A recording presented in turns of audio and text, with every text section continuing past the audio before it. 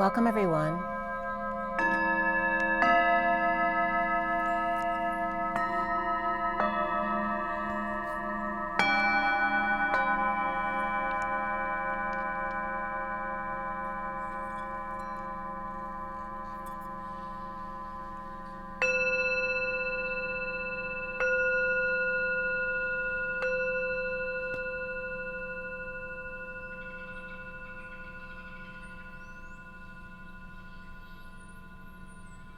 Sending lots of love out to everybody.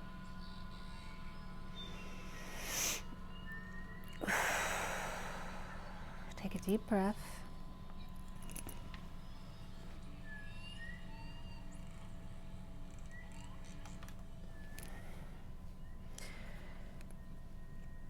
My name is Evelyn for all of those of you who are new. And I have all of my messages and downloads for this past week. I went to Vitality last Thursday night, which was amazing. So I'm going to tell you about that as well. And I don't have any cards out on the table, so we're just going to pull randomly to see what kind of energies are coming up amidst me relaying my other messages for the week and see where it goes. Okay? So I hope you all had a wonderful week. It's been very hot. Let me just put these bowls away for you guys.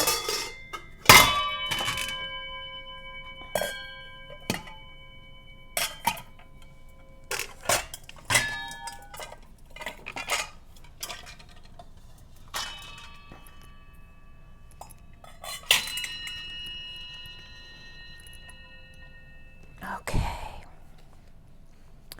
I also have Ganesha out here today because Ganesha has been coming through this week.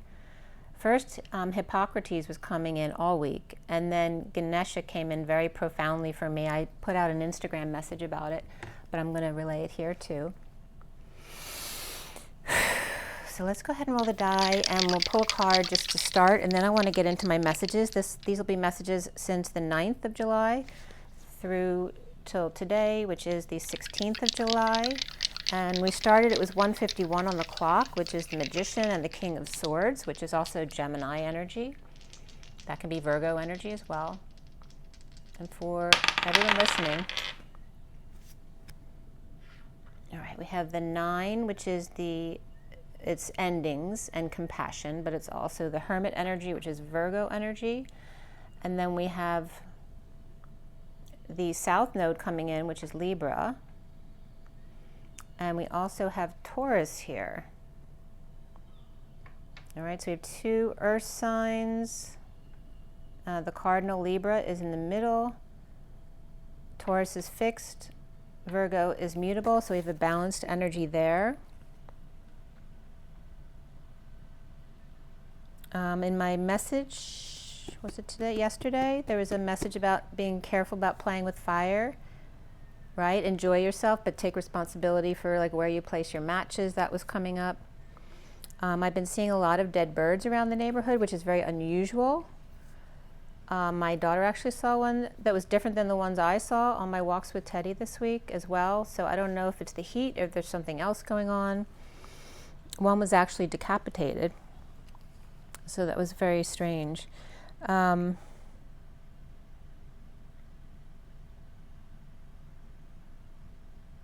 I was just meditating for you to get your message. And the elephant, again, the very feminine energy of the elephant was coming through, and they were actually waving at me with their trunk. And then I saw like an animated tree, but it was very funny looking, kind of cartoony. And the leaves of the tree, rounded, looked like a fake afro. And they were kind of like banging their head on a wall type of energy. And then I see the elephant again coming right in front of me, parading a blanket over their back, you know, a traditional type of Indian blanket with mostly reds in it. But walking in front of me and then seeing his butt. And as he's walking away, I see very much that he's a baby elephant because his walk is so sweet. And it made me cry, he's very lonely. And that was the energy coming through. Imagining, I was getting the energy of the Dalai Lama, like a child who's by themselves all the time, you know, and no one to play with. That was the energy that was coming through. All right, so let's go ahead first and pull a card. I've been using a lot of I bought a few new decks. So I have the medicine deck, and we're going to pull a card to start with that. The best and highest good of all those concerned. I've already called in guides, angels, and masters to come in and relay messages as needed for the best and highest good of all those concerned. And from the medicine deck, what is the energy? That's most important. Now, there is a few blank cards in this deck, so I left them that way because it's actually kind of interesting the way they were coming up in my messages. And there was a couple filled in. So let's see what comes up for you guys. So this is for the twin flames out there. What is the message for today? There we go. Look at that. And this is all about making space. Okay, and there's the badger, which I'll read you a little bit about the badger, which is 29. That's the Three of Wands of being present in the moment. Also to your gifts. It's traditionally waiting for your ships to come in. So we have this empty space, a blank for you to fill in. Let's see what else is coming up here. And then we have the Raven as well, and that's today's date, the 16, which is also the Tower. So let's see how that plays out. And there's one more card that wants to come out, and the Dolphin. So, and it's interesting too, I was just listening to some dolphins and whales, and one of the sounds in the dolphin and whales is the sound of the elephant trumpeting. And I assume it would be the whale, but I'm not positive about that. But it sounded very much like an elephant trumpeting. And the elephant was also coming in as the trumpeter. The bottom of the deck again is the badger here. So let's see just a little bit. They're long explanations, so I don't want to read the whole thing for all the cards. And I obviously don't have an explanation for the space there that's coming up for you to fill in the blanks. But again, the 16 is today's energy of sudden events, epiphanies. That can be sexual exchange as well with the Tower. But again, it doesn't have to be negative or positive. It's the Tower. It's sudden events, like quick changes, which often people are uncomfortable with, which may make it look bad to some if they don't like sudden changes. And then we have the 40, which is the Page of Cups, which is also Ea or Enki's energy, the 40, and the Dolphin. And the Dolphin was coming in very attached to the elephant this week, as the dolphin being the seahorse, right, which was traditionally the horse head with the dolphin tail, walking out of the ocean as the elephant. So very profound energy here. So the badger 29, I don't know all of the cards yet, so just play it by ear here. So the badger's main energy is aggressiveness, and that's the underlying energy here, being present, but it's coming up as a gift to you, right? It's like, you know, triggering you, having the fire lit under your butt to get you going type of thing. And the little poem says, badger, badger, badger, until you reach your goal, know the inner power that lives in your soul. They're quick to anger and quick to pounce. The power of badger's medicine is aggressive and the willingness to fight for what it wants. The very thought of facing badger makes other animals run for cover. Like the skunk, badger's reputation precedes it. Its hissing fangs will tear less aggressive opponents to shreds. This medicine is the medicine of the powerful medicine women. For badger is also the keeper of the medicine roots, and the root chakra has been coming up very significantly the past couple days as well. The badger sees, and Spirit's connecting with me very strongly, the badger sees all the roots of Mother Earth's healing herbs hanging in its burrow home. These roots are a key to aggressive healing. Roots can ground negative energy into the earth by allowing illness to pass through the body into the ground as neutral energy. This is so, wow. I pulled some cards this morning, which I wasn't going to read you that read, but the energy was of the elements and how the land meets the sea, meets the sky, meets the I am presence energy. And some of the energy that was coming up was around the sky being dirty, or in other words, you know, when you muddy the waters, it's okay because it's mud, right? It's water and land mixed. But when you muddy the skies, that's like, you know, dirtying our air and the toxic things that are poured out into our skies. And the idea around that is that it's not mud, though, because if mud was in the sky, it would fall to the ground because it's very heavy with dirt and water. So the muddied skies come up as no emotion at all. The dirtied skies have to do with dirt being flung, like, mudslinging, but with no emotion, right? There's no water there. It's just intellectual banter I'm getting now. And it was very interesting because as soon as you bring emotions into it, like rain, it pulls the energy to the ground. And again, it was coming up regarding the roots. And again, grounding the energies, which is coming up here. The badger is a part of your medicine. If that's true, you are quick to express your feelings and you don't care what the consequences are. Badger people often insist on carrying the ball for the touchdown. This attitude, however, does not endear them to their teammates. It may also point to the aggressive healer who will have the courage to use unconventional means to exact a cure. Then again, tough love was coming up today as well. Like the mother who sits for days nursing a child with a high fever, badger is willing to persist. They can be vicious gossips or may exhibit a chip on the shoulder syndrome if they are out of balance. You can be sure that people with badger medicine will be aggressive enough to make it to the tops of their chosen fields because they don't give up. They are also the finest healers because they will use any and all methods to ensure healing and will not give up on the critically ill. They are often the boss and the one that everyone fears. That same boss will surely keep any company afloat. The badger gets the job accomplished, and the badger's certainty, and a big heavy asphalt truck just drove north. The badger's certainty is a source of strength. If badger pushed its way into your cards today, it may be telling you that you have been too meek in trying to reach some goal. Badger asks you how long you are willing to sit and wait for the world to deliver your silver spoon. In this medicine, the key is to become aggressive enough to do something about your present state of affairs. Badger is teaching you to get angry in a creative way and say, I won't take it anymore. You must follow up by keeping your eye on the goal. Honor the healing process as you express those inner feelings. Be aggressive, but don't cut others to ribbons on the way. That's too much aggression. Use your anger to stop your lollying around so that your doldrums of apathy are a thing of the past. Badger's a powerful medicine when properly used for self-improvement.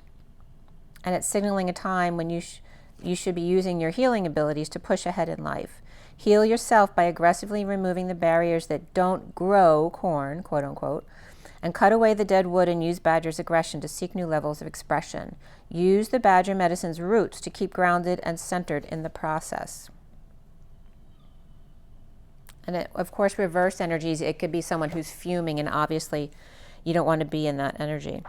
So it's very interesting that came up, and it is in the underlying energies, and that's like the energy of vitality, right? Because you go and it's a breathing technique session, and it's like, a 3 to 4 hour session.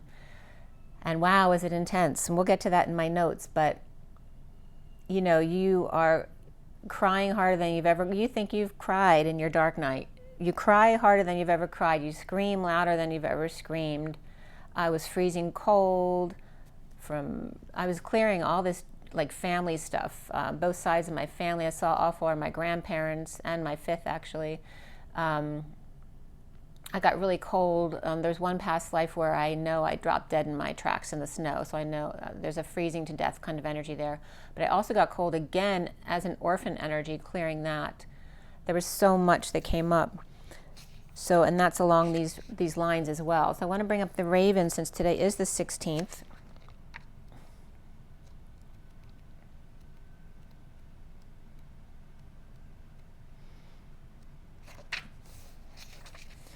All right, and the Raven's all about magic. And it's interesting that we have this aggressive energy along with the Tower today. The other energy today is it the 4 or the 5? I think it's the 5 of Wands, which is also aggressive energy, right? Because it's group events, it's battles and conflict, but it's also sports and games and having fun with each other. So raven black as pitch. Interesting here too, because the black pharaohs came up yesterday as well.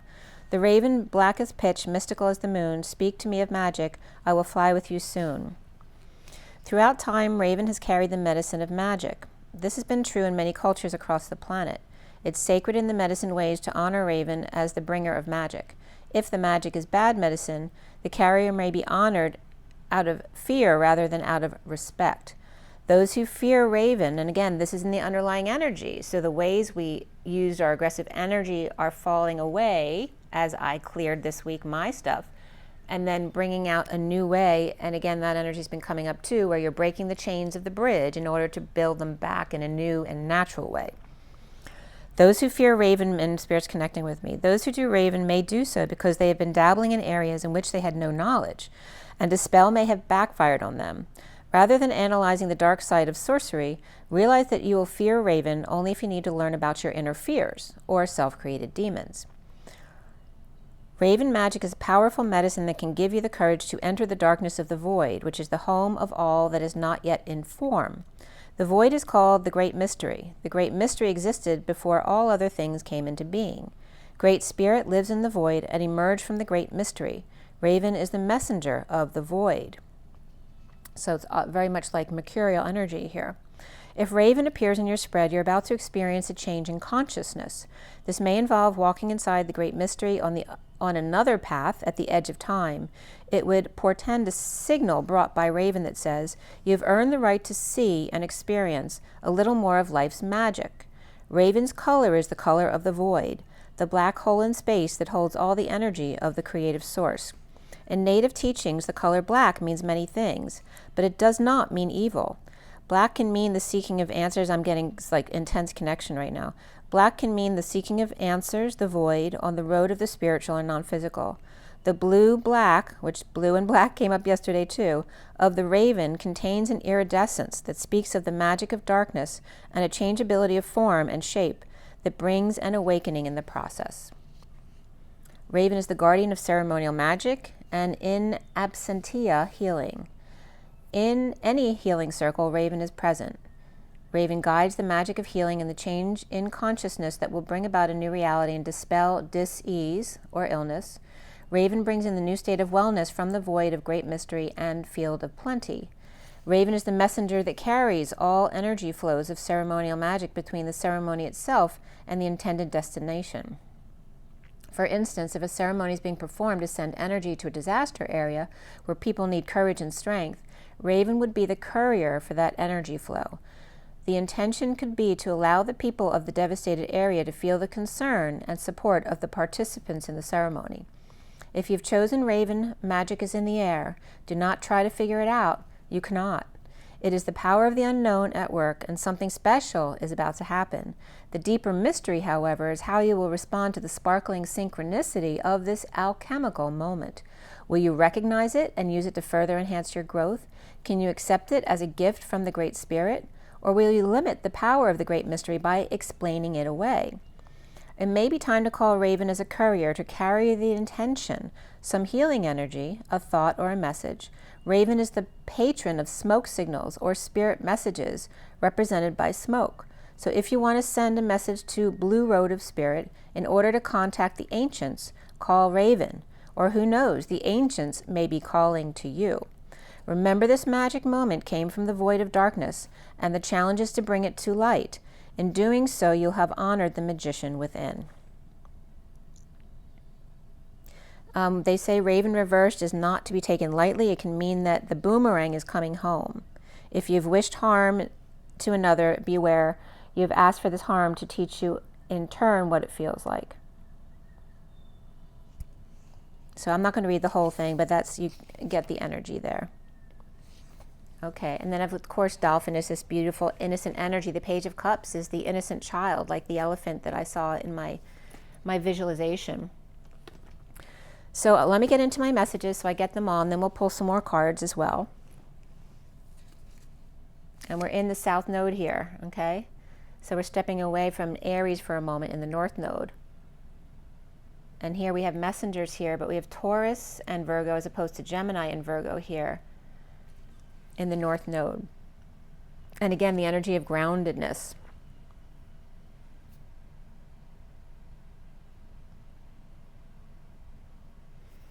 Leaving space. This came in with another card from this deck this morning. The energy of innocence, which I think is the porcupine, which is able to leave space for somebody else to come in. This sudden energy, this sudden event that changes everything, an epiphany, any kind of strong energy that comes in to bring back your innocence of the Page of Cups. And I was just getting the dolphin swim as well.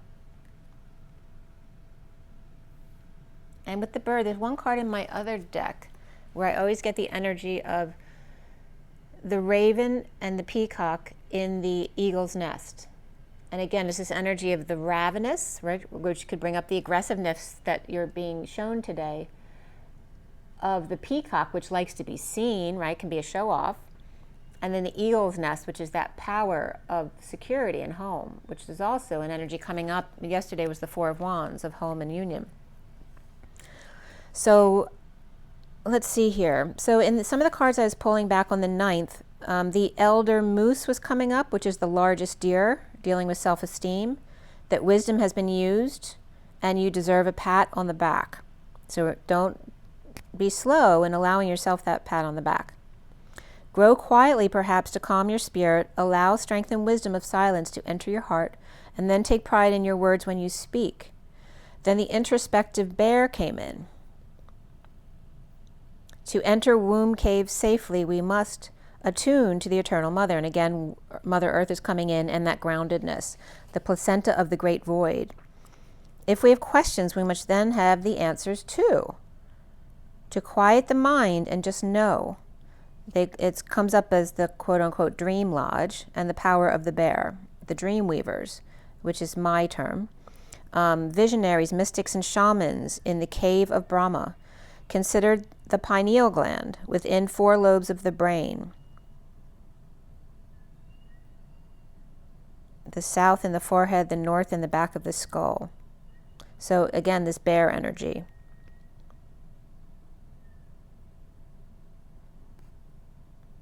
And that was one of the energies in Vitalities. When you're looking inside your head, I think it was there, you're looking towards the back of your head. It's just interesting that visual was coming up again.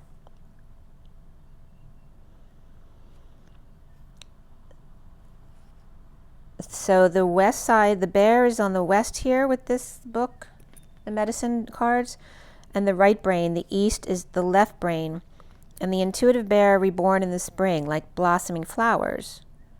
Too much internal dialogue or seeking advice from others and pushing your own knowledge aside. You must know yourself and do what makes you happy, using the strengths to overcome weaknesses, and know that both are necessary for your evolution. Own your dreams. Discover your honey bear. And then the butterfly came up, which is the number 9 of the hermit, of transformation, and to know the mind and change it. The final stage of sharing the colors and joy of your creation in the world. The stages of the egg, the larva, the cocoon, and the rebirth. The thought or idea and the need to decide and develop to complete something in order to share. Ask how to heal your fatigue, like notice different things. Notice the colors you've been drawn to recently to wear. How does it make you feel when you wear green? Do you feel better when you're wearing green? Does this mean you need more green vegetables? And there was different spreads that were coming up in this medicine deck. Is there a change that's waiting for you to allow to come in?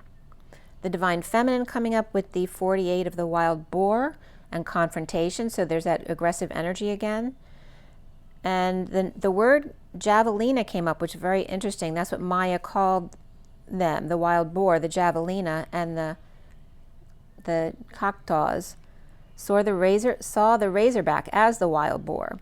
Confront weakness in anyone you have been avoiding. Confront fears. Finish a project. If unwilling to face a challenge, a situation, or feeling, it may explode in your face. Have you dishonored yourself, breaking the trust?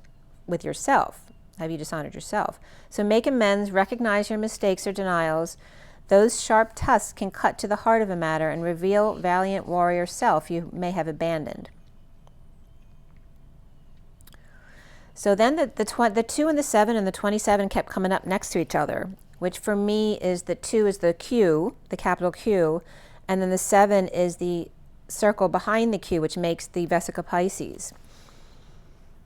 And then if you have 28, that's the 8 hiding behind the Q in the same way. But the line from the Q leads into the 7 as the second circle, or it leads into the 8 as the double circle, which indicates twin energy, and it's the 28, which is the 2 of Wands, the twin flames.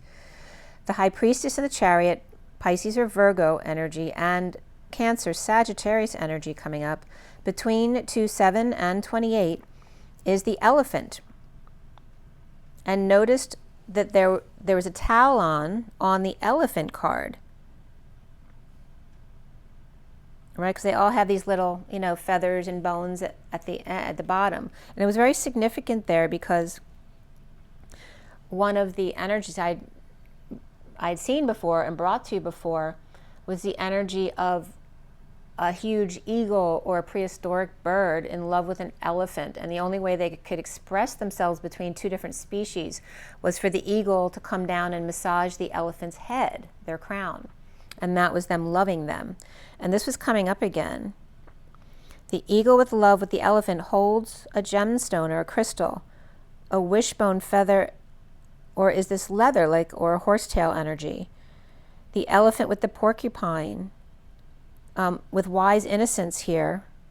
And again, that porcupine I just brought up to you as well.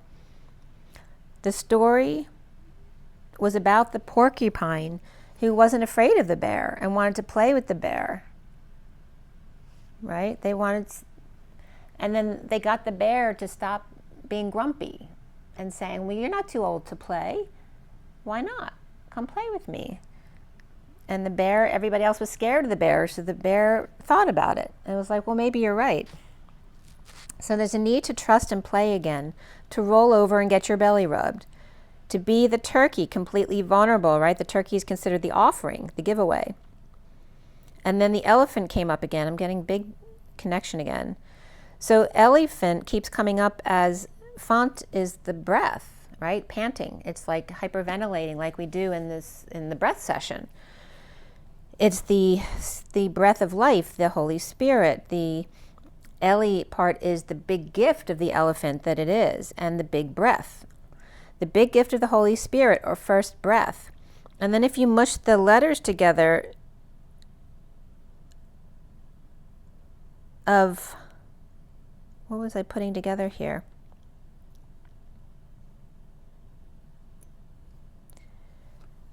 So H, was it H-U? T. I was smushing the letters together, and it was coming up as H-U-H-A-H, like hoo-ha. And it was so funny because then my daughter said that exactly. And then the ant, which also ant means to cut, one who owns, and again, that was coming up today. And that was coming up around money and things like that, ownership. So money is just an exchange of energy. Money isn't dirty, it's the intention or energy behind it, and it was coming up as ownership. So with ELEP, E-L-E-P comes up the tongue and the chin, as well as with L-E-P-H-O is the neck. So all this stuff around the throat chakra is coming up with the elephant. And then the butterfly was coming up here too, which references the transformation, the butterfly or moth, to cover the tongue, the basket, the neck. And when Ganesha came up, this message had come up in Crystal Angels, and a message that I did on Instagram, to put your hands around your head, to feel the power that you wield. And then do the same thing around your solar plexus, and to see what visualizations come up for you. And when I did the one around my head, is when the messages that were getting me to Ganesha were coming up, and I'll tell you about those because those will come up in my notes. So each breath El and Ea, which then come up as Enki and Enlil, breathing heavily, a temple in each Q or quarter that are equal and congruent to starting with E, which is the temple, it's the energy, it's the one equal and congruent to the other, the housing 1 to 1. And cutthroat was coming up here too as well. And ghost comes up with the elephant as well. Ghost, beautiful, energy of the butterfly, moth, the ape, the monkey, the hands on gossamer wings.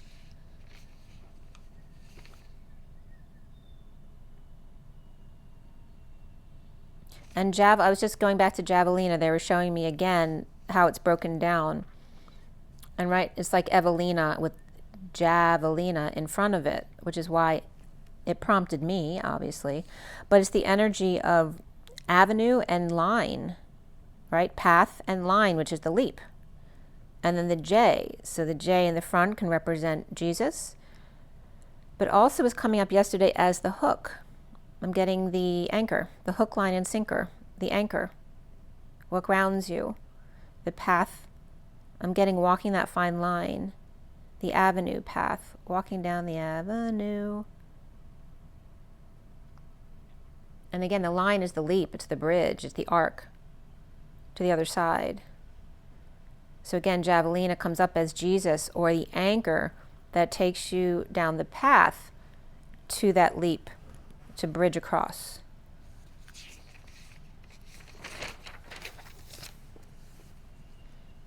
Okay. So let's see what's next. Next is the 11th. And so Hippocrates was known as Hippocrates of Kos, which is a Greek island, but Kos is also my father's nickname. My father's name was Constantine. His nickname was Kos with a K. So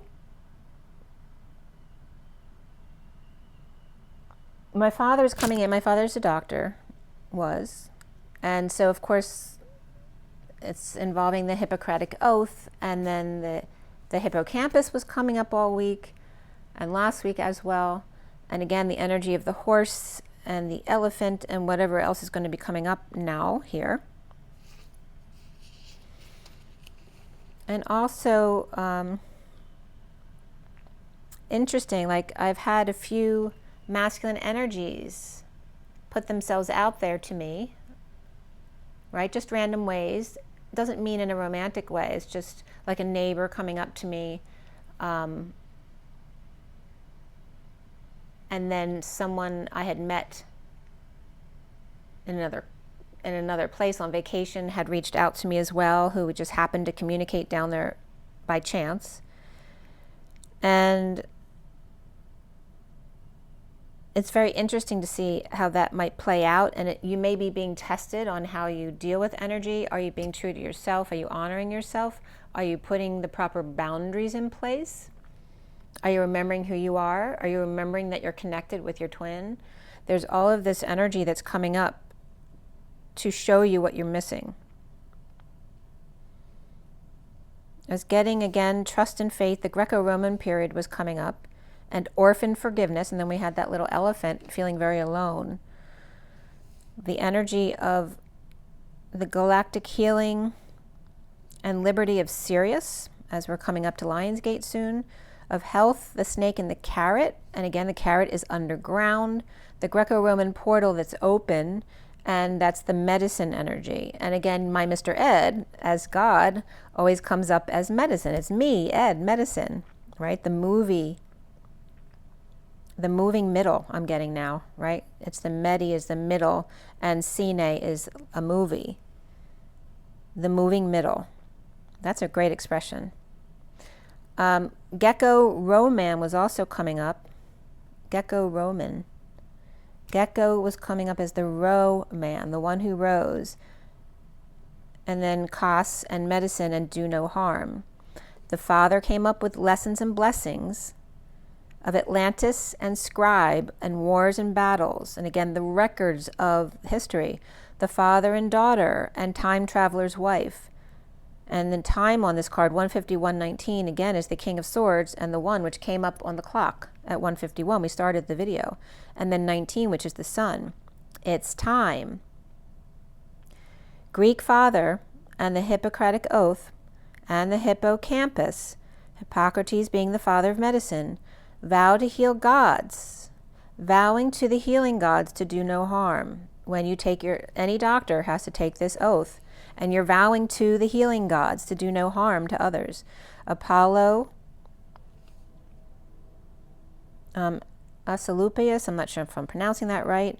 So one is the physician, the other is the surgeon. Hygieia and Panacea, and all gods and goddesses to witness. I will use myself in a godly manner. It was revised multiple times since then in 1960, which is funny because that's the year I was conceived, and the utmost respect for life from its beginning was updated in the Hippocratic Oath.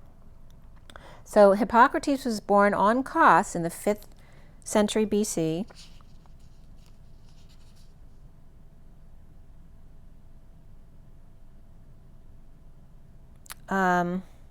And he developed a school of medicine on the island.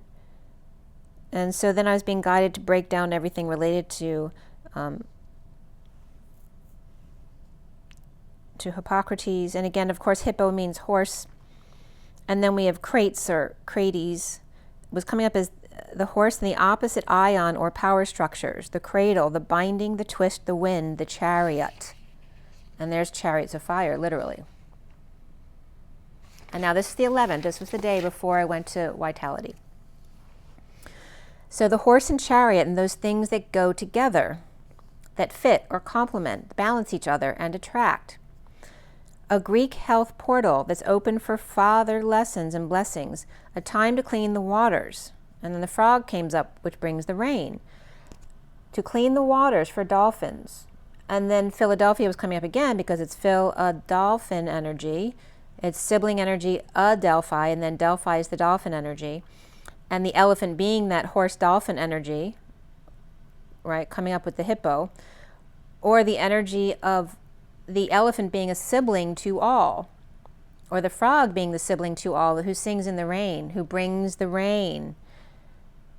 And I kept getting that song all week. Is it Annie?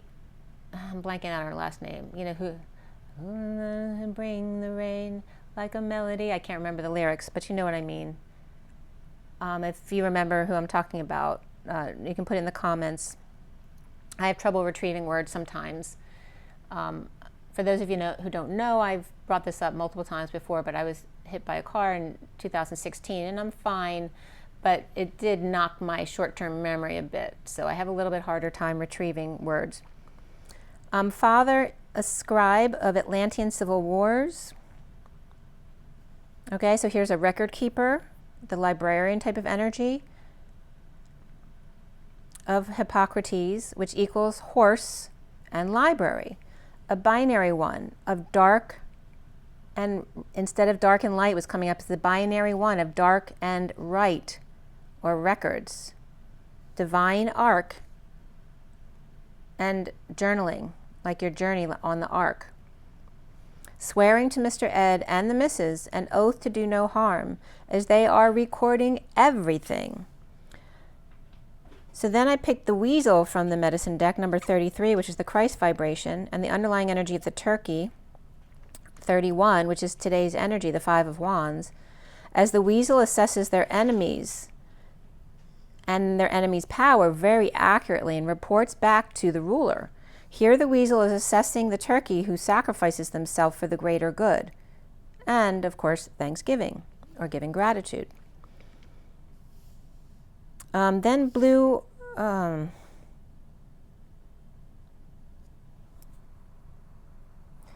shaman came up in the feminine. I met someone, and their name is similar to shaman. Oh, that's so funny. So I was getting, these are actually people, tree and shaman, but the name isn't shaman. It's close to that though. So number 33 also came in with the tree and the kind shaman, the energy of the neighbors' dogs came up here too, of Ginger and Dakota. So North and South Dakota are coming up as well. But 33 in that Christ vibration, the 7 of Wands of standing up for yourself. And again, using that aggression in a positive way. And then Blue Origin came up, and again, taking us back to Ganesha, because Ganesha is usually seen in red, but the blue, what is what I read on Wikipedia, has to do with the meditative version. So the Red Queen was coming up. I'm trying to remember who I was listening to.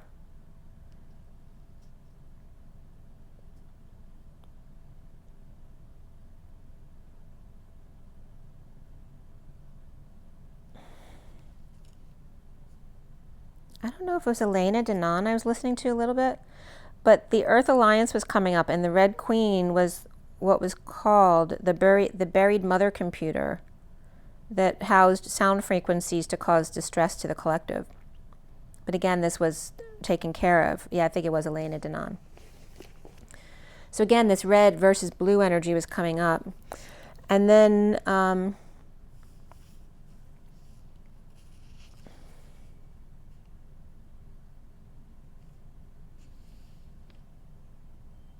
let's see here. The whale came up with the beaver, the horse again, the armadillo, the deer, the black panther, which is 52, and the Ace of Cups. The Fool leaps to surrender to the twin flame path, the Emperor and the Queen of Swords. And again, this energy of someone challenging their own fears, like being able to be the guard, on guard, and then vacillating, like Teddy was demonstrating this energy of wanting to be the strong man of the house and guard the window, versus coming back from there and being in fear of what might be out there. That was coming up.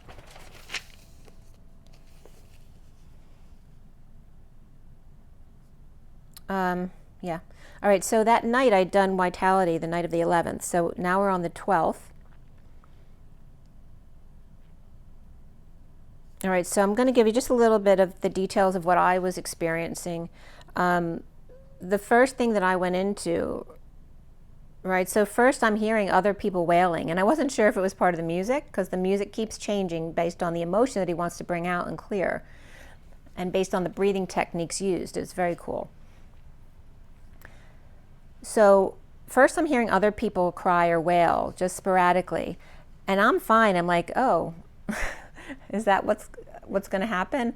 And then before I knew it, the music changed, and he's speaking at the same time, like asking you about a feeling, how this felt, that relates to the music. And then all of a sudden I start crying. And this had to do with my connection with my mom, because it was very difficult. My mom was a very loving human being. She serviced her community, but she also had a dark side. She had a really bad temper, and she took it out on me a lot. I was the middle child, and I reminded her of herself. So she took it out on me because that felt good, right? Because she felt normal to take it out on herself. So the first thing, I was crying because it was unfair for the blame that I received, because she blamed me for her pain, right? And then her mother, my grandmother, came in too as a part of that, helping to clear. My grandmother is very different than my mother.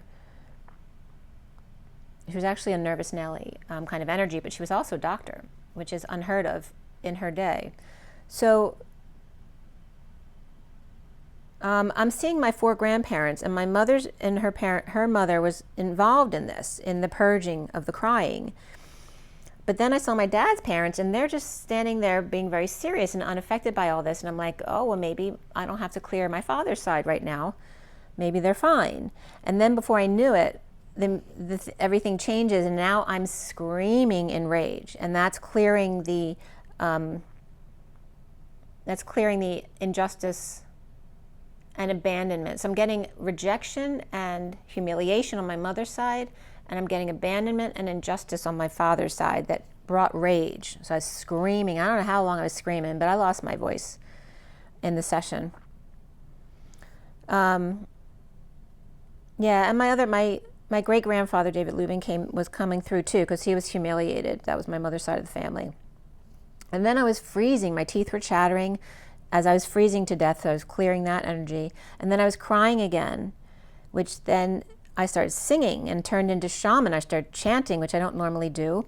And then I was cold again as an orphan and a crying little girl. So there's that kind of lonely elephant energy coming up. I met my shaman grandmother, right? So this Indian grandmother, she's very like American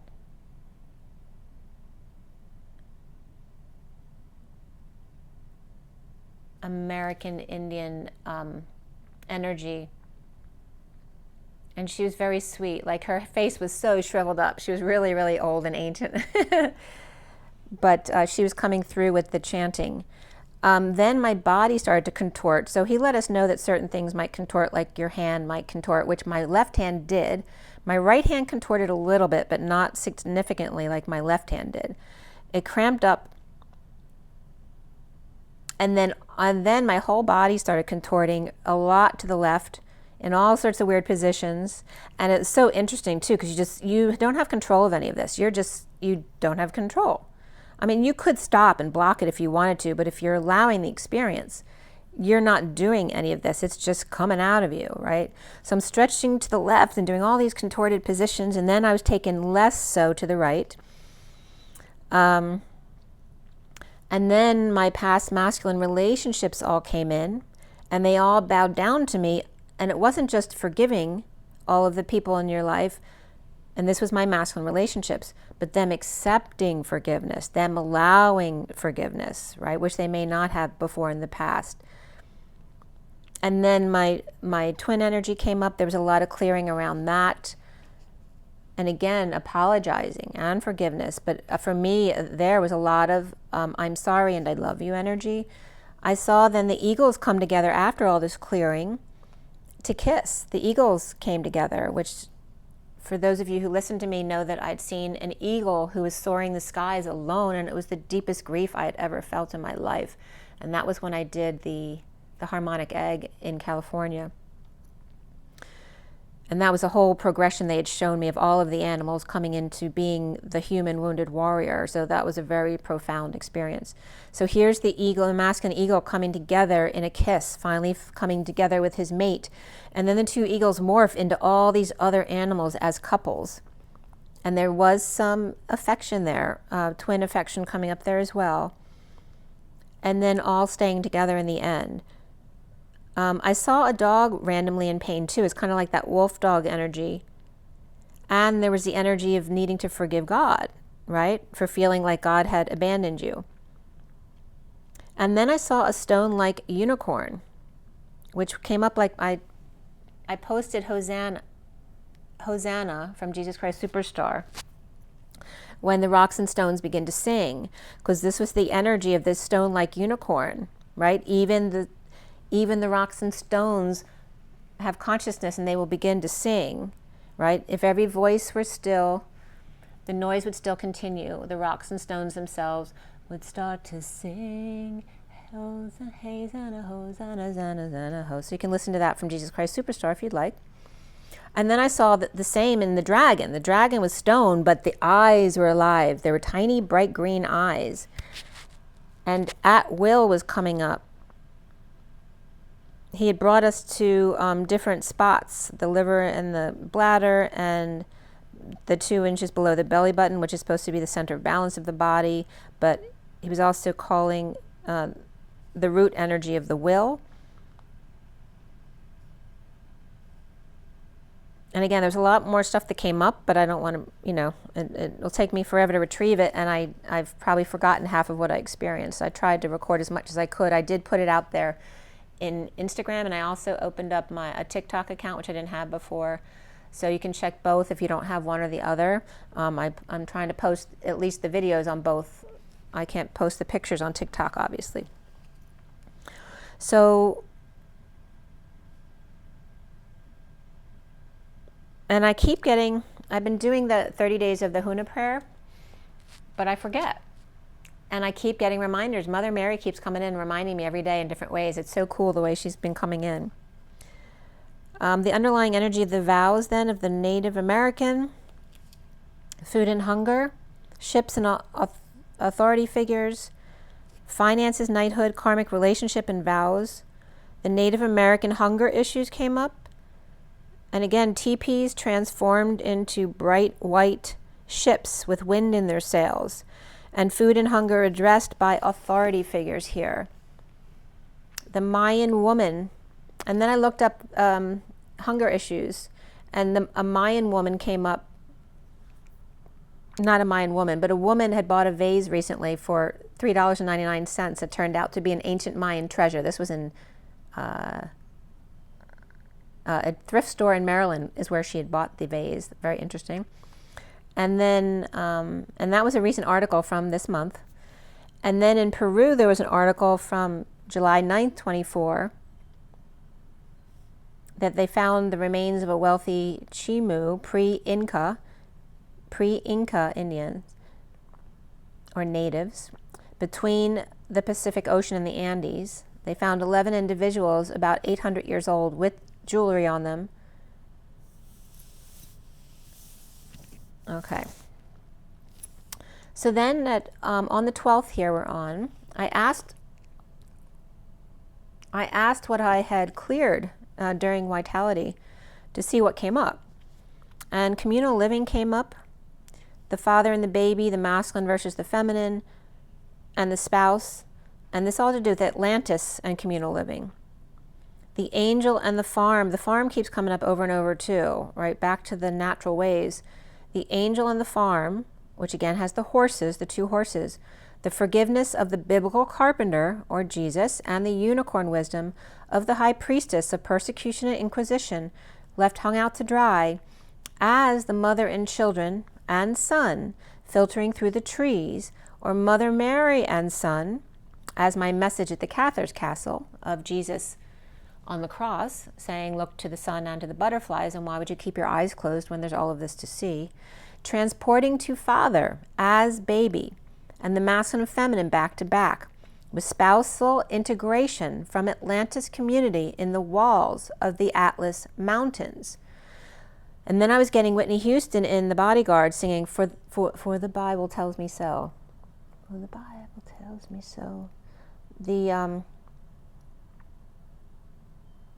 horses on the farm, the dolphins in the water, and mother to help twins forgive the biblical persecution and inquisition, and when grandmother-in-law took her children and transported them back and forth to her son, right? So the mother's ex, I guess, or someone she wasn't with anymore, or someone who had betrayed her. The grandmother-in-law took her children away and transported them back and forth to her son, the father, and their new wife in the Atlantean community. Very interesting the way that was coming up. The female vows of community as opposed to the mother. The Native American orphan or little white girl who is exiled from the tribe, right? So this would be a masculine. This is something actually I've remembered from a past life of a masculine tribe member having a white baby whom he loved very much, but the tribe exiling them. And for me, it was coming up as a blonde little girl, very apparent that they weren't related to the tribe, right? The community, like exiled from the community is this energy here. And also the little girl being exiled from the tribe and learning the art of creativity as an orphan. Literally Cinderella and her stepsisters here, or the music of Little Orphan Annie. And where Mary's children are taken away from her after his death. So, like, who knows what happened to Mary Magdalene and her children, if she had children with Jesus prior to his execution. Right? And was she allowed to keep her children? I don't know, what would have happened with that. So there's a wound there. So something happened. The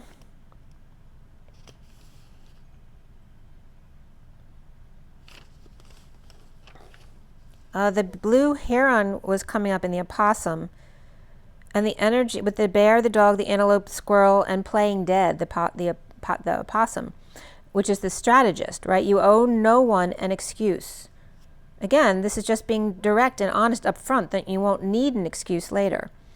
After retreating and then assert without ego for self-esteem and reputation, the chariot and the home and the rabbit who speaks their fears into being, right? Because the rabbit tells their enemy what they're afraid of and then the enemy eats them. The badger is aggressive and present here with the 38 Queen of Cups and the frog who brings the rain and the mouse who discerns and organizes, who makes quick judgments but does it out of fear. If it stinks, retreat before you're surrounded by aggressiveness from the sweet frog. Or July 30th was coming up, as well as 29 and 38. Like, again, if it stinks, don't enter the cave, right? Retreat before you're surrounded by this aggressiveness. Or before you're forced to make a snap judgment, right? So put up the boundaries early. Make it known what's okay with you and what's not okay with you. For the blue heron, or heron, needs to learn themselves, as the mouse knows this story all too well, of lessons and blessings of spirit and religion at 333 here. So I opened the medicine book and I opened to the aggressive badger again. For the blank card of the heron before the 5 bear and 14 dog, the 37 of the antelope and the 26 of the squirrel, the hierophant that hibernates, the patient dog, the King of Cups who takes action, and the squirrel who's excited about this, the Page of Wands, the very active child, with Aquarius, Taurus, and Sagittarius, the King of Cups willing to sacrifice themselves as part of their learning process with the squirrel, right? Or someone who's running around and very scattered. Or so there's this energy of Teddy sometimes mimics the energies I'm doing, and I notice this as I'm doing this. So it's getting the energy that like, so if Teddy sees a squirrel outside and Jenna leaves, who's his mother, he thinks mommy's leaving for work to play with the squirrel because the squirrel's free to be with her outside. There was this strange energy that way. So then the unicorn was coming up with 33 again, the 33 of the Christ vibration, that's 7 of Wands. After the 16 of the lion, which is today's energy, and Lion's Gate there. But before that was like the skeleton key energy of Capricorn, right? Someone who has the lock, the key that opens all the locks, which is also the 15 of the shadow. The Tower, the sudden event of the lion, and the 18 of the lovers and romance, the 21 of the moon and 33 of the unicorn here. And again, in the sudden cry I had experienced at Vitality the night before of the lover's full moon and calling myself with Scorpio, Cancer, Pisces, so all the water energies, and then Leo and Gemini season too, as the watery Gemini Cancer double moon gate, the lion's Sirius call home of earth and moon across the rainbow bridge, the 33 rainbow bridge, the unicorn and the shadow. The snake, number 28, that twin flame energy of the Kundalini rising, but SNA also means snow, and the number 3, it means to die. It's a tool or instrument of rebirth. The twin flame 3 key, or 2 unicorns here, and then they're showing me the Kundalini, like the snake chain going up, and the twin bridges, the instrument of the snake, the serpent or dragon, the angel with wings open wide, and number 2, the snake angel, and the cracker of number 7, which is cracking the safe, the key, right, the skeleton key. Sophia Naki and angels, 33 to 28, and then 2-7. And again, bringing up that energy I told you before about the 2-7 and 2-8 of the Q7 being Vesica Pisces, and then the Q8 being a double circle behind the Q in the front. So here is a picture of what came out of that session here. And I posted this on Instagram and TikTok, so you can check it out. But this is the energy that came up, and this is the, this is the video I ended up doing. for this energy, but you can check out the whole thing with the music, because the music always comes up exactly related to what I'm showing. So, and it's not always on purpose, it's just the way it turns out. Okay?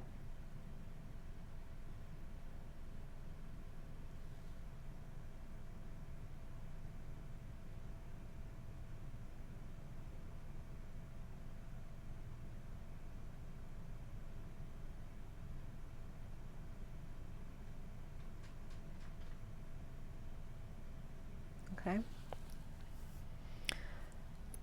Some very cool energy came through with that.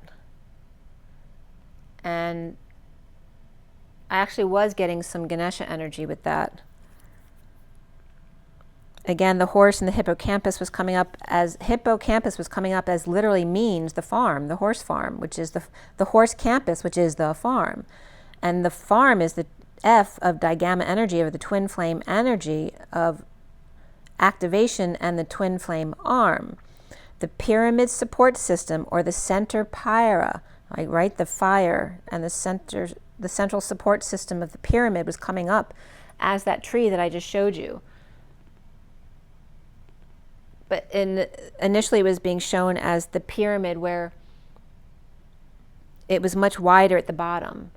So then the roots below this would be much wider than the tree, because it comes up as a pyramid like this. So the hips also coming up significantly the past couple days. Horse hips and hippocampus, rose hips. And again, the hips are the bulb under the petals, like the little head that would be used with the feathers on the dream catchers as the support system here. And again, at Vitality, he had us go to the root at the end. Ganesha is known as the root chakra. Very interesting. So on the 12th, we have the 33 of twin unicorns here. One being the inner child, or the Christos Sophia coming up, the Christ and Sophia. The unicorns, snake, and the angel, and angel food cake was coming up. Part 1, Part 2, and Part 3 is the fireworks on top. The prize or surprise in the Cracker Jacks. And again, the 27 and 28 coming up again as these symbols, right? The Q8, or the 2-8, and then the 2-7, which is like the Vesica Pisces.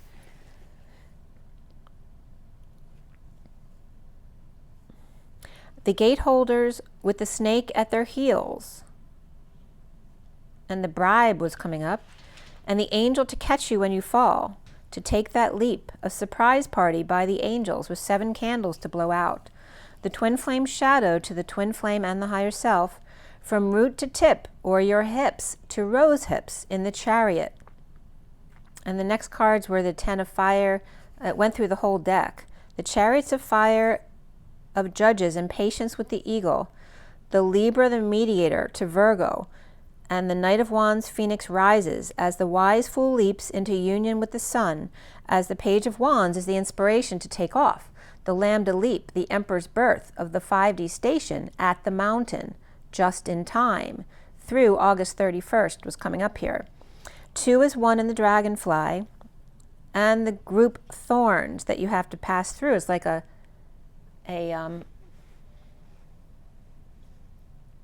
rites of passage type of energy here, that change into the flower by November 24th, or November in general, as the 24 is the Queen of Wands and Omega, the illumination, right, the enlightenment, the patience of the Queen of Wands with goals or gold in the journey of transformation, of breaking the chains and rebuilding the bridge, and the decision to marry and celebrate, and surrender to wish and gifts of the stars, and stars of love with magical abundance of lovers in the Cinderella chariot with passionate proposal of arrows of love, and unity of the wise King of Wands and the lucky sun.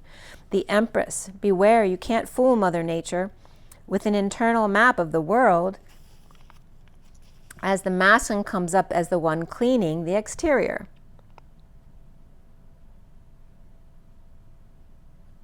So I posted my hippocampus at that point.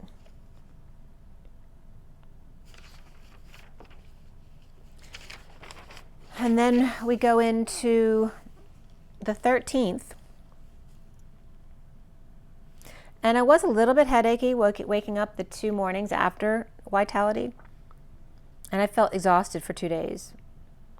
So far, that's what I've noticed as far as clearing. And always remember to drink a lot of water after you do some clearing.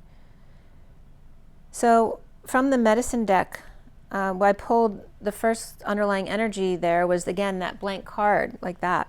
And the first card was the Divine Feminine card, because I had blank ones that I wrote in. One's the Divine Feminine, your Divine Masculine are in there. So the first came up was your Divine Feminine. And then the 13 of the Trickster Coyote. So be careful of self-sabotage with that. And then the 6 of the Snake, the 25 of the Fox, his Camouflage, and 4 together. And again, this energy of somebody wanting babies.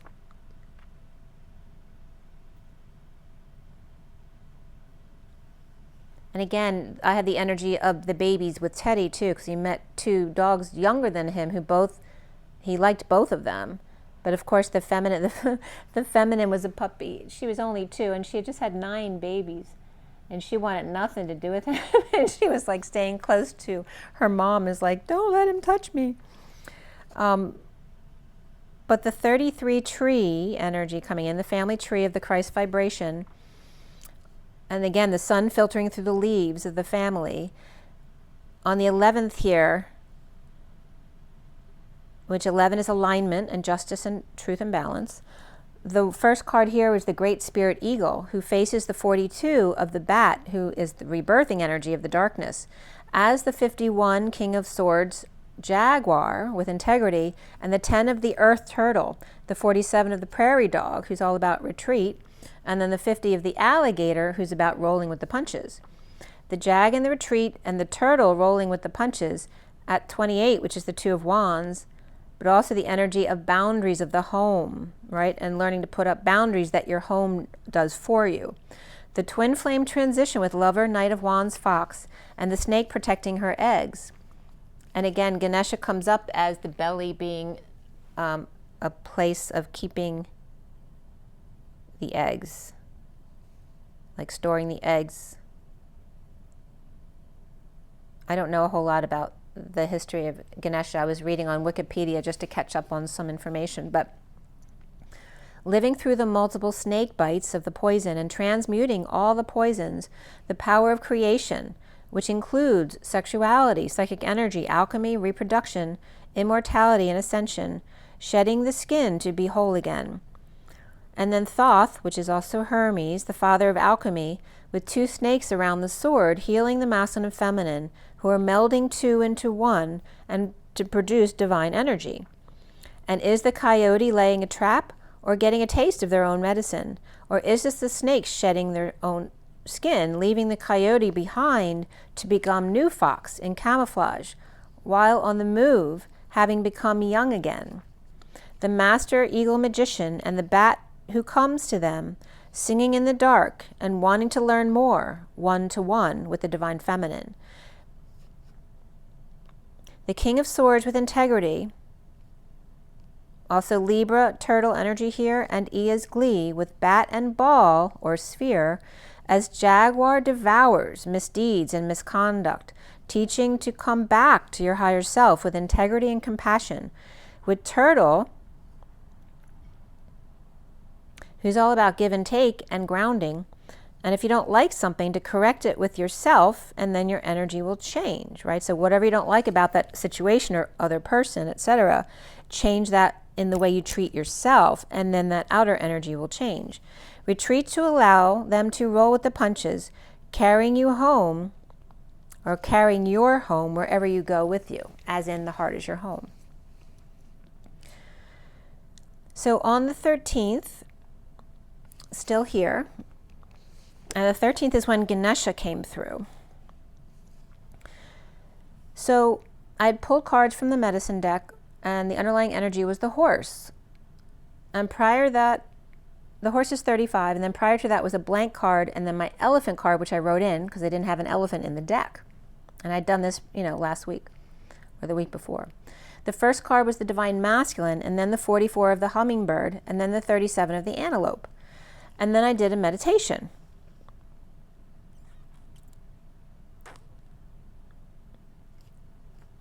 So I was seeing myself as a cow with an apron on, like in the kitchen cooking, but as a cow. And then I became wolf-like, as my cow face became like a wolf's head with a very exaggerated snout and a metal contraption that initially I couldn't figure it out. But it was like, I don't know, because it looked like some kind of, kitchen table in a professional kitchen. It was metal posts upright, and then, it was like a table horizontally with posts vertically on one end, and then the other end had kind of like stirrups on them. So I'm like, what the heck are they trying to show me? The cow then disappears, because I guess they were busy cooking, and then a woman with an apron, like she's working with them, rushes in the opposite direction. So the cow was coming like forward towards me, and then this woman rushes across the scene with food or something as she's busy in the kitchen. And then, while the cow is not looking, who turned into a wolf, a big cat who looks like a human cat runs across on two legs the same way that the cow had. But the cow wasn't running, they were just cooking. But it's not like a cat, like a lion. It was the house cat that was like human size. And then gets across. The cat gets away without seeing them. The big cat runs across on two legs without the cow or cook who's cooking something up, without them seeing them, or the woman who's busy running across back and forth. While then I see this bearded man with all beard, like it was huge down to his belly. It was very formed. And a little bit of gray, but it was mostly white. And I was getting rabbi right away, but it didn't look like a rabbi at all. It looked like an Asian person in Asian clothing. And then I was getting Asian rabbi. And then I'm seeing his hand, but it's like the screen is split and his hand's on the other side of the screen. And then I'm seeing what looks like a chihuahua, but I know it's not a chihuahua, but that's what they were showing me because that's what I'm familiar with. And then the chihuahua morphs into a deer and then morphs into a horse. But the chihuahua was cuddling his hand, like it was very, very affectionate with his hand, but his hand was on a split screen. So he was in one screen, but his hand was split on the other screen with this sweet little chihuahua energy. So, and again, I don't know that much about Ganesha.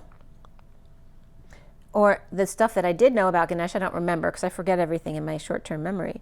So the underlying energy here was of the leader in the mountain lion, 17, and then the gentle deer one, number 4, the rebirthing bat, 42, and teddy bear, because I have a teddy bear card in my deck too. Then there was a blank card, which was coming up as the stool that I keep between me and Teddy so that he can't disturb me when I'm working. And then the elephant and the horse, which is 35, and power was coming up. And then these numbers were coming up, 17442, but rearranged, they're 14472. The dream leader who lets followers lead as well. The deer and the bat and teddy bear, with space for the elephant and the horse, the trumpeter. And they're off. The horse is out of the gate and the leader rolling with the punches.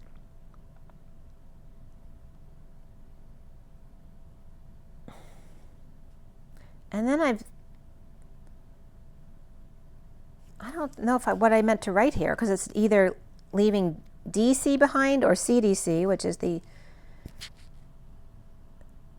health section of the government. And then the first card out was the Divine Masculine, 44, of the Hummingbird of Joy, and the 37 of the Antelope, right, the one of action. The mountain lion calling all of their other parts of themselves back to themselves, again, putting all the pieces back together, each with their own part to play. The deer's rebirth with the bat and teddy bear, the healer, the emperor, and the lambda or lambda father leap, 1-to-1 with Ted and chair and big gift of breath to take. The trumpeter, or the elephant, and their trunk, starts the horse race. So here Ganesha was coming up. So I'm doing this meditation at 5:28, and it wasn't until 6:06 that I realized it was Ganesha. Oh, because I looked up to see something, and then I'm like, oh, that's what they're telling me. So Ganesha's describing themselves as an Asian rabbi with more than one hand, sometimes 3 heads, and cooking something up. And so the split screen was just showing me the 2 sets of arms on Ganesha. And Ganesha is all about creating obstacles, but mostly about removing them. Okay, but creating them would be for your own good, right? So Ganesha, the Hindu god of intellect and wisdom and gates and beginnings, and again, this is just from Wikipedia, and son of Parvati and Shiva.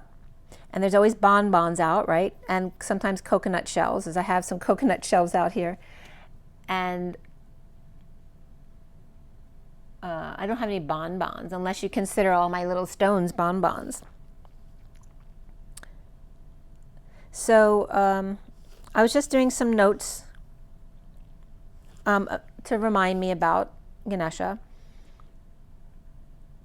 And remember, this is on the 13th, right? So all of this stuff, Ganesha came up literally right before the shooting, literally, right? So I'm writing this at 6:06, and 6:15 or even 6:13, I think, came up afterwards, was the time of the event.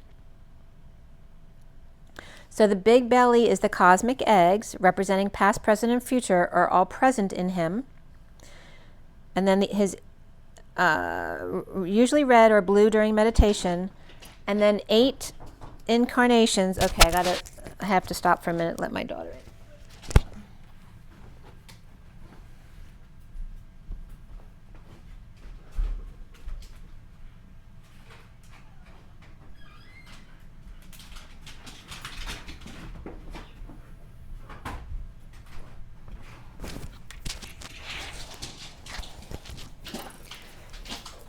Sorry about that. My daughter would have been locked out. Okay. So the 8 incarnations came up. And again, you can research him on your own if you want. But some of the different, there's lots of different names for Ganesha. And one of the Sanskrit translates to mouse. And you'll always see mouse, with Ganesha, who also pulls the chariot of Ganesha. And the rat was actually the initial depiction on ancient things, not the mouse. But it's very interesting because it's something totally different that came up with me here. But something to be overcome, and of course the Om, in Sanskrit, the Buddhi energy, which means intelligence, wisdom, and intellect.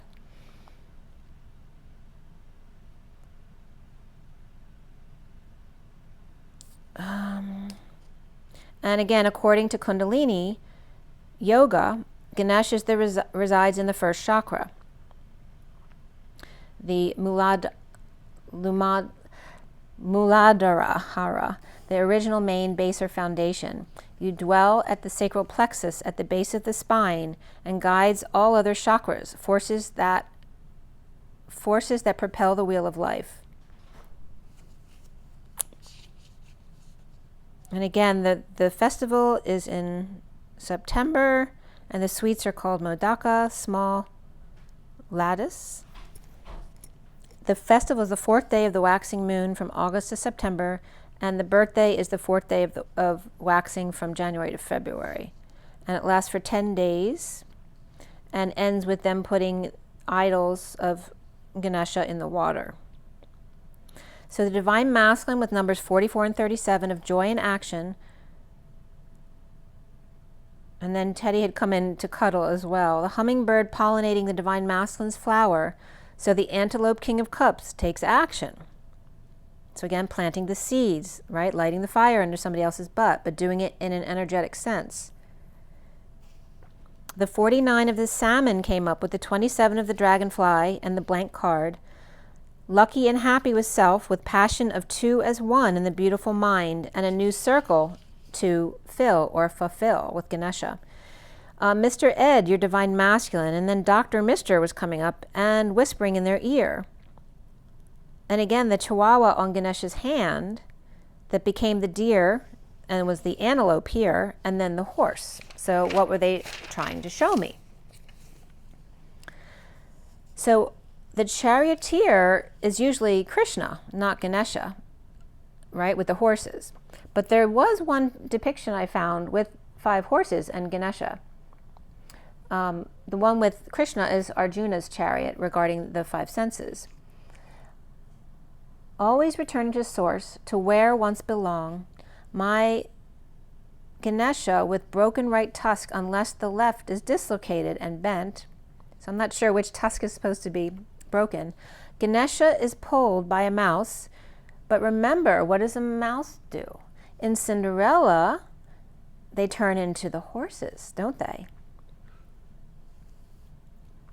So I found this depiction and I ended up drawing it because, and it's a very rough drawing, but the actual metal device I was seeing in the kitchen in my meditation is literally this piece. Remember I told you it was a flat metal piece with 2 upright and then what looked like stirrups at the end because they had the little holes like this. And that's literally what I was being shown.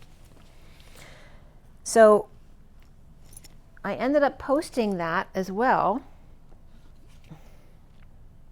because I was getting messages about Ganesha. So there's just the picture that came up. And again, there's that Cinderella horse. This energy will be coming up as well. This was a beautiful message, by the way. I think that's all I have of the Ganesha picture, yeah. But I posted some information that you might want to read on Instagram, and I think it's on TikTok as well. So they had me breaking down all this energy about Ganesha and hippocampus and Hippocrates, and the seahorse, which is the dolphin horse, which walks out of the ocean, as the elephant. The horse to remember the snout well. Remember, the elephant never forgets. And I was getting straight from the horse's mouth. Horse to remember, snout well. A sliding piece for the horse's mouth to keep the horse's mouth closed. And again, that clamp energy of clamping the ropes on the bridle of the horses or the mice or whatever the animal is, right? So in campus, one of the meanings for cam is to remember. So there's a lot of interesting definitions that were coming up with these words. As the hippocampus is the master of tad hippie or small hips, the horse to remember well, the kiss, the mouth, the snout, the pout, and the plus sign, which represents the vertical and the horizontal intersection, and the cat. The hippo, PPO, is also personal protection order, or point of purchase order, right? And then the energy of high PPOC master of hippocampus, and the AM kiss. And hypocrite energy can come up, of course, because it's Hippocrates, which hypocrite energy was coming up as someone who is slow to cry. Very interesting. You'd never think of that. So when I broke down Ganesha, it came up many different ways as the tiny T leap or bridge or arc to the one or source. Sophia laughs, and it comes up as cities as well, and the number 4. And it's all about triumph. Cities to capture and to open. Christ God Temple of Sophia 1-to-1 with source DNA. 1-to-1 takes off. The Shepherd Shah of past, present, and future, to drink, like to drink the water. The shepherd of cats and cows, aboriginal and foolish, fresh and new, burning up on fire. The mansion, the vehicle, and thou, you. The victory train, as well as the house of he and she, the cities. Yes, song, community, water, weed, I'm sorry, and 100, as in 100%. The G, which is the C and the T, and the 1 or the I, of soft and tender, sensitive and yielding, and rubbing one, and again, the energy of the belly rub, and of Ganesha being sensitive and yielding, are in his feminine. And this is where I learned about the event on Thursday night. It was at 10 o'clock. That's when I first found out, when I went online. And of course the event was in Butler, Pennsylvania, and I'm in Pennsylvania.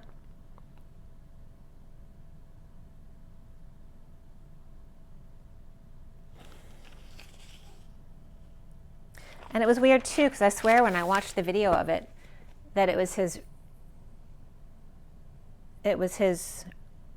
right, maybe it was his left ear. Maybe I just wrote it down wrong. No, the video I saw, I swear it was on the left side of his head. But then now he's got a bandage on the right side of his head, which was really strange. But, you know, maybe I'm remembering incorrectly, I don't know.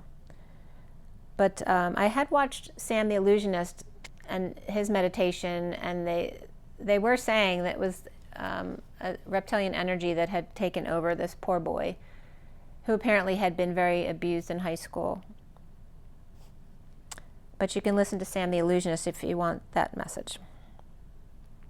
So I had done my meditation of my head with my hands around my head, and that's how Ganesha had come up. That's how it all started. And then I did my meditation of the solar plexus here. And this was all, again, messages that came up from my Crystal Angels message on Instagram. And I was seeing a blue, usually I see my eyes purple and green, but I was getting blue in there too. And then I saw Ganesha's trunk and nose, and it was blackened at the bridge.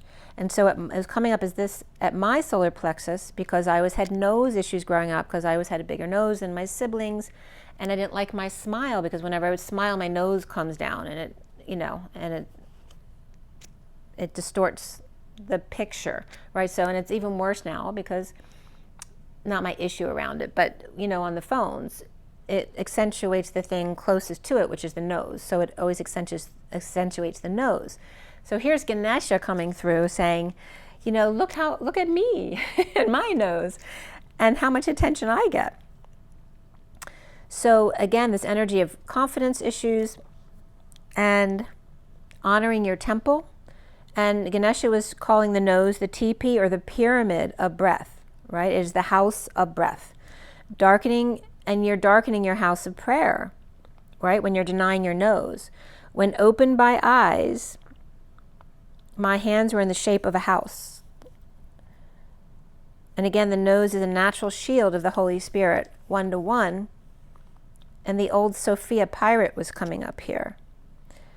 The dolphin horse of the hippocampus. And again, the seahorse is the dolphin horse. And the hippocampus is the horse campus, or the farm. And then the pine cone is the pineal. So there's all these visuals or structures that represent different energies in the body. And then the ear is in the shape of the fetus. And of course the butterfly in the brain. And there's many eyes and fish shapes in the body as well that repeat themselves. The Dalphian horse, which horse is H or C, which again is the H and C of hippocampus, which is all about the memory. The horses belong. So then I was looking up to where all the animals, how they relate to each other and where they actually came from. And I don't know if I still agree with it, but I looked that up. And what came up for me, the reason I had to look them up, was because of the rock hyraxes. So these mice or rats that were thought to be mice or rats, I was getting are rock hyraxes, which are basically desert rabbits, but they look like mice or rats. And that's the energy I'm getting. That's with Ganesha. He was showing me that. So the official evolution is horses are related by their number of toes to rhinos and tapirs. But the tapir so looks like an elephant to me. And again, horses are in the same family with donkeys and zebras. The elephants are supposed to have come from the rock hyraxes and the manatees. And then the hippos from dolphins, porpoises, and whales. And I could see that too, because when the hippo picture, I was looking not from the front but from the side. The ridges around the whale's eye and face looked just like a whale in the hippo. And the teeth in the hippos, though, look like tusks to me. So I was connecting to the elephants. But you have to understand that they all go back to the same energy, you know, when it comes right down to it. So they are all related. And if the rhino is related to the horse, then the horse is the unicorn, right? Because the rhino has that one horn in the middle of its head. And I was talking about the unicorn as the 5D version of the horse. You just don't see the unicorn. So then the owl was coming up with 21, and the 24 of the Queen of Wands, which is the crow, the 14 of the dog, the 2 of the hawk, the 1 of the eagle. So, and then the bat, the butterfly, and the grouse came up with the alligator, the mountain lion, and the lynx. The owl is considered the night eagle. The cute little owl, he was like a little kid owl, about to grab something, in completion of something. The crow, though, was on the ground. They were both looking down at their feet. But the crow was on the ground with their feet spread, examining their feet or their shadow. Perhaps the owl was looking at their toes as well. Or elephants, hippos, and horses to see who they're related to. And then I was getting defeat, and looking down. So when you look down, it's that energy of defeat. A hoot and eating crow as the Queen of Wands, Pisces or Saggy energy here, and the patient dog as the hawk is aware as the divine feminine energy here, and the eagle in charge as the divine masculine, or combined they make a night owl, which is considered the night eagle. But the crow and dog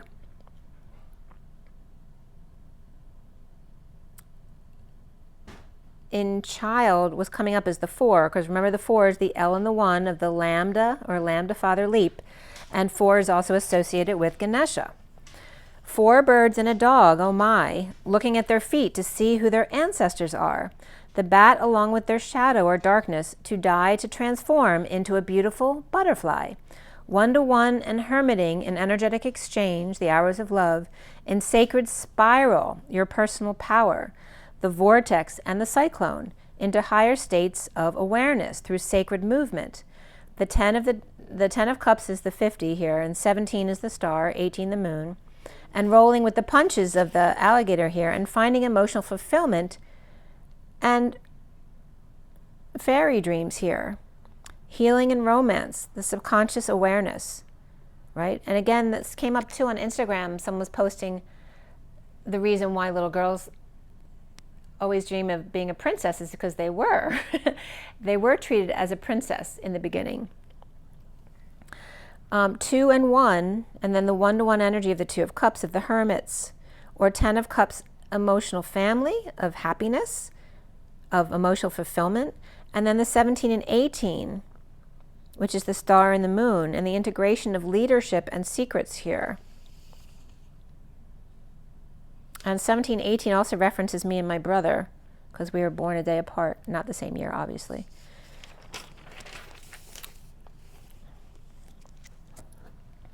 So on the 14th, we have the angels with the mother and karmic relationship, Atlantis, spirituality, and religion. After 2 horses down on the farm, and unrequited love, and the knighthood here, biblical carpenter and angels watching over the mother. And again, the part of this was reminding me to do my Huna prayer, because I always forget. Mother and children, karmic relationship, and then Atlantis and dolphins, spirituality and religion. And then I pulled again right after that, back to back, and the underlying energy came up as the father and child. The Greco-Roman biblical energy with the mother and the karmic relationship, the father and the child, and then the knighthood and the Celtic Neanderthal was coming up. And then the Greek Hippocrates and Ganesha as the Buddhic rabbi carpenter, he's calling himself. The father and child of J-C, which also represents the toroidal field, the torus, the J and C, when they come together, marks direction and action taken within the toroidal field. Father and child, J-C is between, and then mother and child on the other side, and karmic relationship. Father of children, and then J.C. Carpenter and military karma with Greco-Roman marriage and father attached to his work, and the mother to her children. And then I looked up some numbers as I did this message of the day read for you guys. I can find where I put it. Okay, so I did this message of the day, which I'm bringing up next. Okay, the underlying energy is to the left, and then 3 cards are pulled, and the extra cards that want to come out at the end, and I use them for numerology and to finish the storyline. So the piles at the end of each deck came out 1111, which is twin flames in Gematria, the first entry, but also came out as 1116. And so I ended up looking up in Gematria some of the numbers here. So I knew already that 1111 is twin flame. And then 1116 came up as YHVH, so Yahweh spelled with a V. And then painful memories from so long ago. And then answer, blizzard, and then Yahweh again. Supernatural phenomena. Your mother's dead. Pole reversal. December 31st. And again, your mother's dead was coming up as like a reference, a Mother Mary reference. So I don't know if that means something to anyone, but that's a specific message. December 31st came up as well, which of course is New Year's Eve. And then 533, 335, 353 all came up. And benevolent wasn't spelled correctly, but all the letters were correct. So benevolent Pleiadian came up. And then the numbers 116, 436, and 76 as well. So 116 was Babylon, cheese, and seed. 436 was 100, legacy, parasites, antichrist, and enter Sandman. And 76 was Michael, amen, name, and pig. And then between 1111 and 1116, which again 16 is coming up and that's today's day, I was getting 1 and 6 on the outskirts, and then the 3 horizontal lines twice, like the open book, with 1 and 6 around it, which is the magician and the lovers. But it's also, the 1 is the masculine energy of that channeled energy with blinders on, and the 6 is the spiral of the feminine energy, because that was also coming up here as she being the cyclone and the masculine being the channel of the vortex. And suddenly an open book here, the magician lover's story. So as we go into this read at 11:39, this was, of 11, which is justice, truth, and balance, alignment, and the 39 of the Knight of Cups, the underlying energy of the gold and silver violet flame, the 4 of Ganesha, and the 38 of the frog, the zebra 21, and let go of the past. It's time for a new story. The gold of wisdom and silver of grace and harmony, the gold and silver violet flame to clear your path, with Zadkiel and Saint Germain, transmuting the old and raising the frequency. The Emperor and the Lambda leap with 38 Queen of Cups. The frog with the zebra, who's considered eccentric creative visionary. The zebra activated third eye, completing the timeline. So frog with zebra activating third eye, completing the timeline. Time to envision a new story. Young at heart, the zebra, and well-cultured and underlying curiosity about life, who opens others' minds to potent magic that is contagious, taking you away to faraway land, expanding and having a blast. Volunteers to global health as well, so if this comes up for you, you might want to pack your bags. There may be an epic adventure ahead, or maybe it's needed. So the first deck there is the Ascension deck with the writing on it, and then we have the Medicine deck, and then the Wild and Unknown, the Animal deck, the guidebook, and then we have the Inner Child deck at the end, the 4th deck. So at 11:48 is Justice and the 8 of Cups of Walking Away Within, with Lord Maitreya 30, and Integrity here of Home and Union, paired with Saint Germain's Violet Flame. 37 and 38 is the King and Queen of Cups, and the Antelope and the Frog, the Hyena and the Zebra. The hyena is all about humor and wit and sarcasm, but what dreams are hiding, and perhaps sobriety is needed here. 38 and 21 is the Queen of Cups, you are enough, you don't have to give more, and the 21 of the World, of the divine feminine and masculine to let go of the past for a whole new story. The next first card is Kuan Yin 43 at 1152, which is, again, Libra, Queen of Swords energy coming up there. And the 43 of the Three of Cups, Paul the Venetian 37, which is the King of Cups, and Lord Kamika, which is 42, the Two of Cups, so a lot of water energy there. And then Neptune, which is very watery, it's Pisces, but with number 19, which is the Sun. So we have the Kuan Yin is the 12th ray of unconditional love, empowering women to nurture and heal, affecting your stellar gateway to help build the bridge to source, with Paul's 3rd ray of creative arts, who holds the flame of liberty to set you free, and Lord Kamika, familiar with the Golden Age, and the 8th ray, now with Metatron to purify, enlighten, and communicate. The blue topaz energy for unconditional love, acceptance of others, and personal responsibility. The Neptune with 19 is to tune into your Earth Star chakra, to connect with the cosmic Earth Star chakra, which is Neptune, with Archangel Sandalphon, or I affectionately refer to Sandalphon as Saint Dolphin, to download your spiritual potential and expand your consciousness to wisdom of Atlantis and Lemuria. The Emperor to come together here with the King of Cups, 1-to-1 with Sun. So then the next first card was a blank card to fill in the blank, with the 42 bat 1-to-1 in the Shaman's death, as the frog brings the rain to the King of Cups while the bat transforms 1-to-1 and does their stuff. The frog and bat work together, but the frog went back to help the antelope, who takes action to get in touch with their emotions, giving the bat space for some spiritual 1-to-1, and the 3 of the elk, Empress, with stamina, going the distance, and knowing how to pace. Looking towards the turkey, 31, and honoring the turkey for their sacrifice, in doing for others, you do for yourself, as 4 led to 4-3, and then 4-2, and then 3 to 31. So the masculine takes control of 3 and 2, with feminine taking 1, in the 3-to-1 leap back of frog, and the bat and turkey to help antelope and elk leap forward, or the Queen of Cups and 2 of Cups with the group to help the King of Cups and the Empress move forward. The next underlying energy of the hyena and zebra, where the first card is the hawk and the oyster, clearing the energies for the new pearl to come forth, and hee-haw was coming up, definitely present here, as high E's, ebb and ray, and high Z was also coming up as well. High E's or Z, ebb and ray, as Ra with awe, little human, at the Y in the road or path, must choose quickly with their feelers out.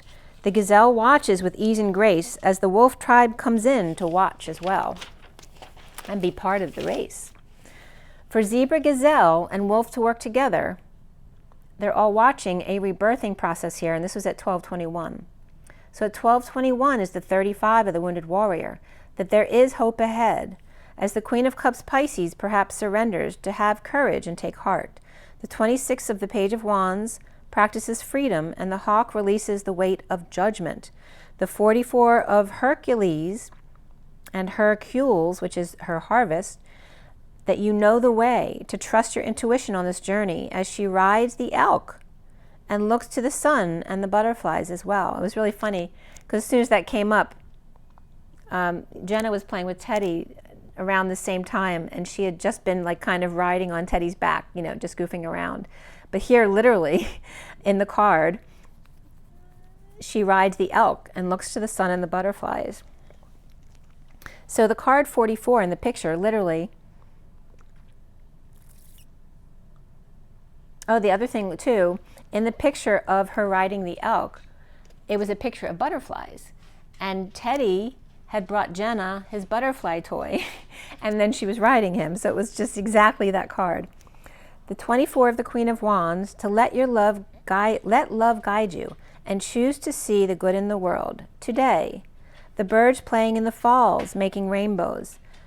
14, 29, and 15 here of the angel and the devil, and the 29 in the middle. The gift between to flow with rhythm and run wild. Let your inner wild child run forth and get lost. Teddy speaks up. Fall deep into the realm of imagination. He got a new ice cream cone. He's very excited. Fall deep into the realm of imagination, the shaman's dance, the horse's prance, Pegasus style, meeting in the imagination. In your imagination. I forget what Disney movie that's from, but that was coming up, which is coming up as I am a God in a tie-on or source-on connection, at connection. I am a imagine as I am a genie. I am God in E, in temple, energy, one equal and congruent to. And the jinn, remember, is the wind pump, but also the torture chamber, to remove the seeds to begin. The jinn is also an aboriginal woman, birth, fetus, child, generating source, born, bear, become, and procreate, to generate, in one's power, to will. So it's coming up as the DNA temple, the energy that's equal and congruent. And then the 3 and the 6 came up together, of the empress and the family or lovers, to be present, become aware, find clarity in the moment, listen to the wisdom of the body, the jaguar who wears their power lightly, to walk with impeccability, to approach life with compassion, and live up to the integrity of the human potential. Be careful not to misuse your authority or betray your personal integrity. The emperor is home, right? The emperor's home is his castle, with Kuan Yin here, opening the space to clear the energy and surrender the old ways, as the bat rebursts into the hawk and eagle family, inspired to test their new wings. 1-to-1, with the fortitude of the elk and ease and grace of the gazelle, riding together and supporting each other, as the wolf pack watches and learns, to let love guide you and let the water fall where it may. The Queen of Wands, angel and devil, and the 24/6, the 14 and 15 of the angel and the devil, and again was coming up as the 1v1 of the 4 and 6 with the 5 between. The 29 was today, which was yesterday, or excuse me, on the 14th, present to both sides of themselves. So February 14th to the 15th was coming up, which is Valentine's Day energies of the 2. And then April 14th to 15th, which was coming up, 1912, was when Titanic went down. And then June 14th, 15th, which is coming up specifically for me, representing a twin flame communication and response. And this was coming up as representing the years 14, 15, and 16, or actually 15, 16, and 17. So 15 coming up as the gestation year. 14 coming up as the year of the pregnancy, and then 15 being the birth year, and then dealing with these energies in 15, 16, 17 right away as 3 steps to get like some significant clearing done right away. The energy of 14 and 15 is also equals 29 of the 3 of Wands and being present in the moment.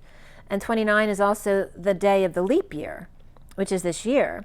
And again, 2016, 2020, and 2024. So they're saying that the light and the shadow are very present in the leap year. All right, so think back to 16 and 20 and what we experienced, right? And then 24 this year. And again, always go 9 years back because it's a 9-year cycle, so you can see what energies, or look back at the year that was the same number, right? So 2024 is 8 and 2015 is 8. So that same kind of energy may be coming up. Call 2014, the message received 2015. 2016, the angel and the devil of Valentine's Day, end of life and doomsday, 2017. The angel, the devil, and the tower event, and walking away to heal. 2018, the subconscious, and 2019, to lighten up of the sun. For 2020 hindsight, 1, 2, 3, 4, 2021, 2, 3, and 4, shut the door. At double moon gate, double airlock, to Lion's Gate, 888 this year, purifying period before the games begin. As the Olympics marks the starting point of 777 last year to 888 this year, the 1111 gate of 1 year, 1 month, 1 day, 1 hour, to empowerment, divine power and intent. The 8 and the 9, this is an 8 year, next year's a 9, happen simultaneously, right? The 8 The 6-9-8 pot, I always tell you, the 8 and 9 come in simultaneously, and they're using that same energy here. The 8 and 9 happen simultaneously, as the 9 is the cleaning out of things, right? Nothing pushes forward after the 8 year. The 8 year is the power year, the 9 year is the cleanup year, and the let go.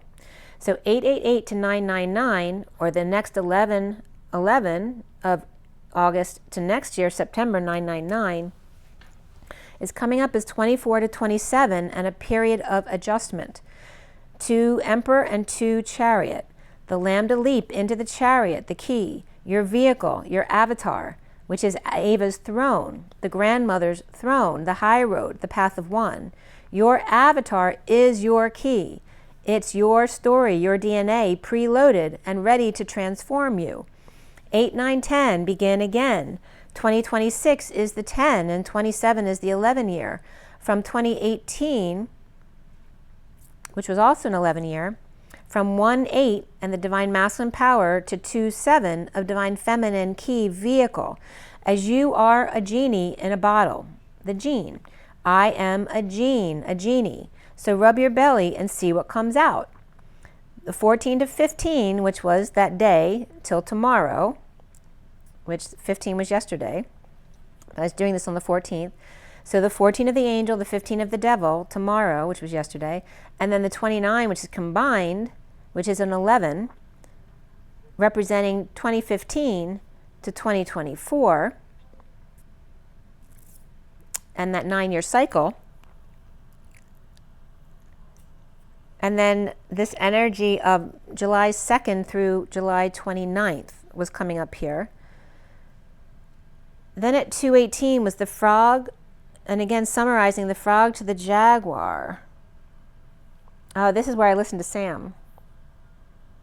And the 3 dark nights are supposed to be coming up soon, and of course we're here to make sure nobody freaks out, right? Because we know that this is helping us to clear some energies and to embrace the event. But again, you can listen to his video. And I also a black hole video came up on my web page, and it was about one of the Centauri stars. That 7 stars close to the center are moving too fast, so they think it's an intermediate size black hole, where Saggy A's black hole is like 4.3 million solar masses. It's much bigger at the center of the Milky Way. Oh, and then he talked about when he channeled who was the reptilian energy that was supposed to be involved with the event. Sam said the name of that energy was Zorvath, so that Z came up earlier in my message as well.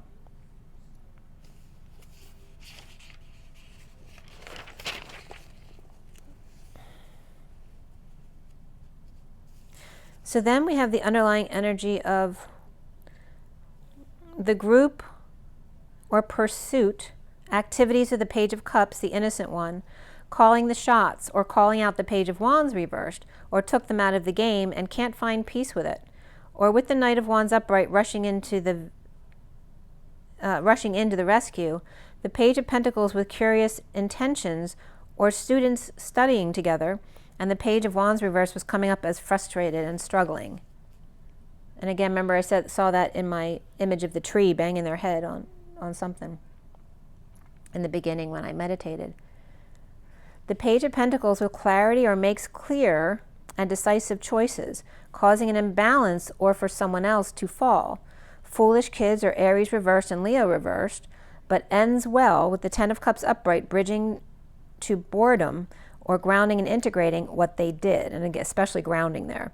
The Queen of Swords speaks to the Page of Swords about synchronicities and options, with heaven in their eyes, or with an unknown message that comes in from the King of Pentacles or from the past, or looking back at dreams and healings, or Dream Girl, as the King of Cups and the Wands energy is the wounded warrior's surrender to the Knight of Swords, rushing them, or harsh with their words. And the 10 of Swords, or charged with a death or painful injury, or massaged by the Queen of Wands reversed was never paid, and the Queen of Wands reversed working on it to fix or make amends or to get the Divine Masculine to make it right, but the Magician reversed may be manipulative or insecure, or lost their tools, maybe lent their tools and someone didn't give them back, or there's all this energy about someone having not paid someone what they owe them, or someone lent their tools and didn't get them back. And this is the energy of standing up to the crowd, to lead the way at 311 in energetic exchange or a flurry of activity as the Hermit's reversed, or both mercurial energies are reversed here. So again, that came up earlier in this message about the two mercurial energies of Source in a negative place. And I was wondering why that was coming up, and this was at 3:13. Mercury's not retrograde until August 4th. So there was this energy of losing their minds, or parents with issues or lacking tools, and the Hermit coming out imprisoned by that liar, cheater, thief energy or deception of the Empress reversed, or someone cheating between Virgo reversed, Cancer reversed, Taurus reversed, or Hermit reversed trapped by deceptive Emperor and Empress both reversed, or parents or grandparents, or that could be a lack of as well if they're both reversed. Uncomfortable with walking away from the Ten of Pentacles reversed family, whether they just experienced a loss or dysfunction here, or someone literally stole from imprisoned Hermit reversed, or escaped from prison, showing up at the Empress and the Emperor both reversed early morning, or someone goes to jail for running away or stealing at the new moon from the Empress and the Emperor both reversed, or are they the thieves with dysfunction of the family, business, or community and leaving the Hermit reversed somewhere, like dumping them off somewhere and dashing off? And this could be like leaving a parent with mental issues, just dumping them off somewhere and then leaving. The Champion was coming up.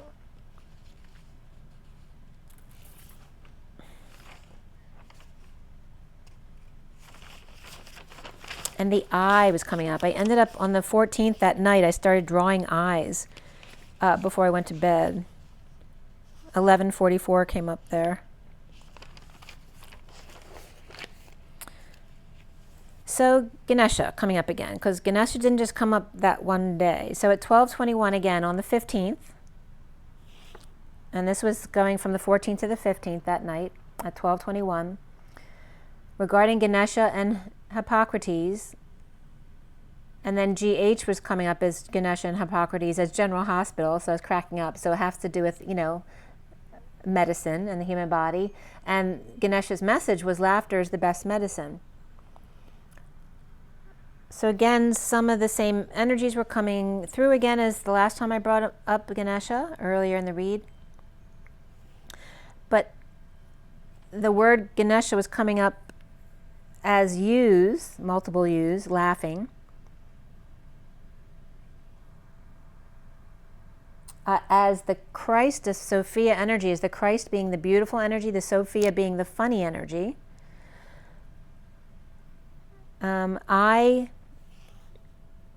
Ganesha saying, I am the ox, I am the goose, triumphing, I am the bull, the cow, the jackrabbit, triumphing, or the stone rabbit, triumphing, to triumph beyond what can be described, to jump to become, and song to make, to surpass giving, courageously to cause, feed, and enable, one king, to win, gain, earn, cat, cow, and the shepherd of the new and the young, to burn of fire and evaporate, the cause of the crow, or laughter, one or shepherd who laughs, sensitive and yielding beyond that we can understand, or shy in human connection. Shit to burn, yes, king, to give to cat, cow, and young. Church with H, or one-to-one and DNA, heroic deed and gestation. The Christ tilt and Sophia headache, and cities laughing, the laughing Buddha, the shepherd's buddy. The shepherd, so Ganesha and Buddha were coming up together as the shepherd, Ha, and laughing, and Buddha, right? So Ganesha and Buddha laughing together here. And then it reminds me of the meeting of the Dalai Lama and, I'm blanking out, I'm sorry. Anyway, two very sweet old religious leaders coming together. That's the kind of energy he was bringing me right there. So I was connecting with Ganesha again that night, not last night, but the night prior. And he was coming in as very serious energy. A very profound intensity was coming through, and he was trying to get me more used to his energy.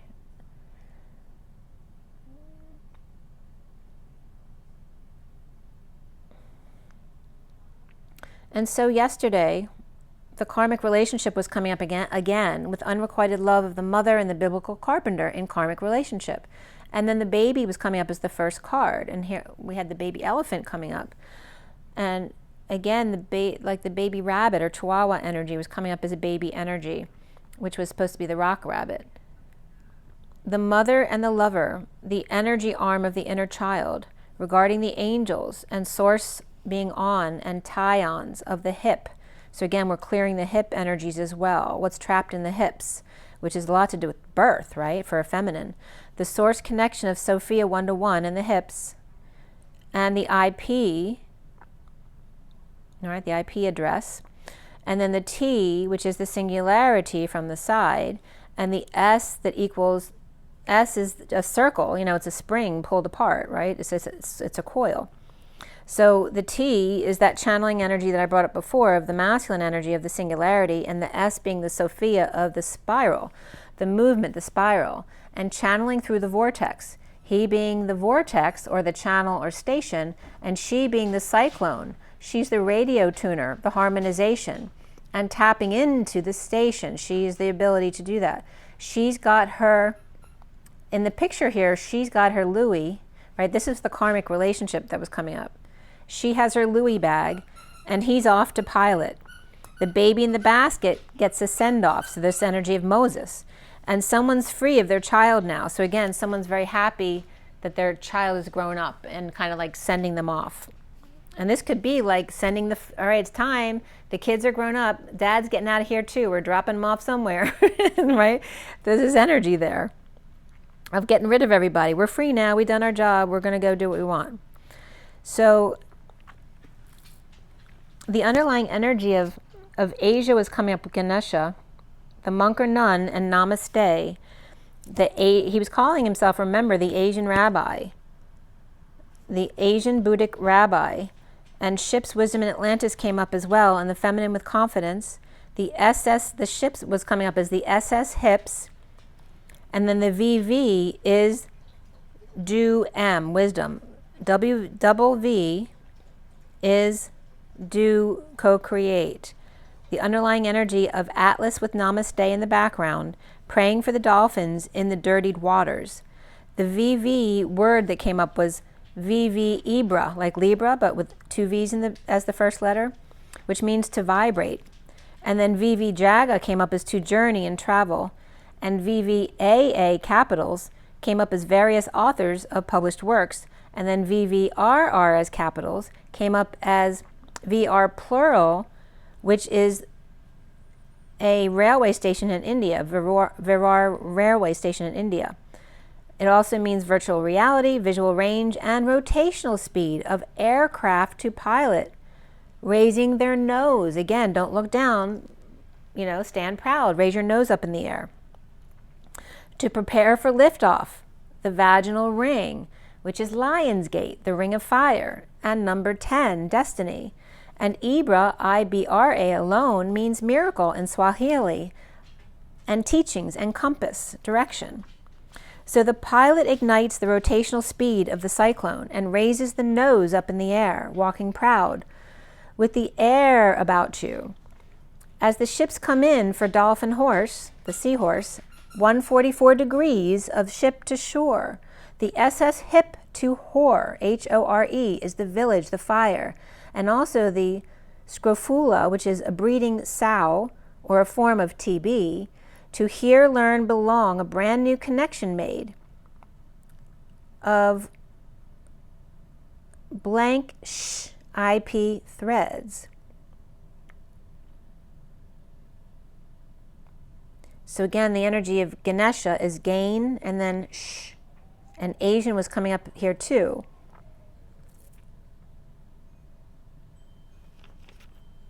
A brand new connection is made to fill in the space and be quiet shh, with IPs, which are threads, as we're dealing with the Euro-India gateway here to the unicorn wisdom with spiraling horn to drill into the ship's channel that reaches far and wide. The seahorse, the dolphin horse, the horse now purified, but the dolphin needs work. Land to sea and H or C, 1-to-1 or ARC, SS 1-to-1 IP threads with VV1, which is 21, but also 1-1 came up of 11. Sophia was coming up with Dom, which is kingdom, except Sophia Dom. Do co-create justice, which is truth and balance and alignment and the Libra energy of justice. The VV Ibra and vibrate, the shh. So what happens when you say shh and you vibrate? It makes the sound of wind. Hello, Teddy. Teddy wants to say hi. I'm on the phone. Hello, sweetheart. Beautiful boy. You have a message for my people? I was just getting let my people go. Let my people go. I'm still working. I love you too. I love you too. I know you miss me. So we have the energy of shh and vibration, which was making the sound of the wind, like shh, shh, shh, shh, shh.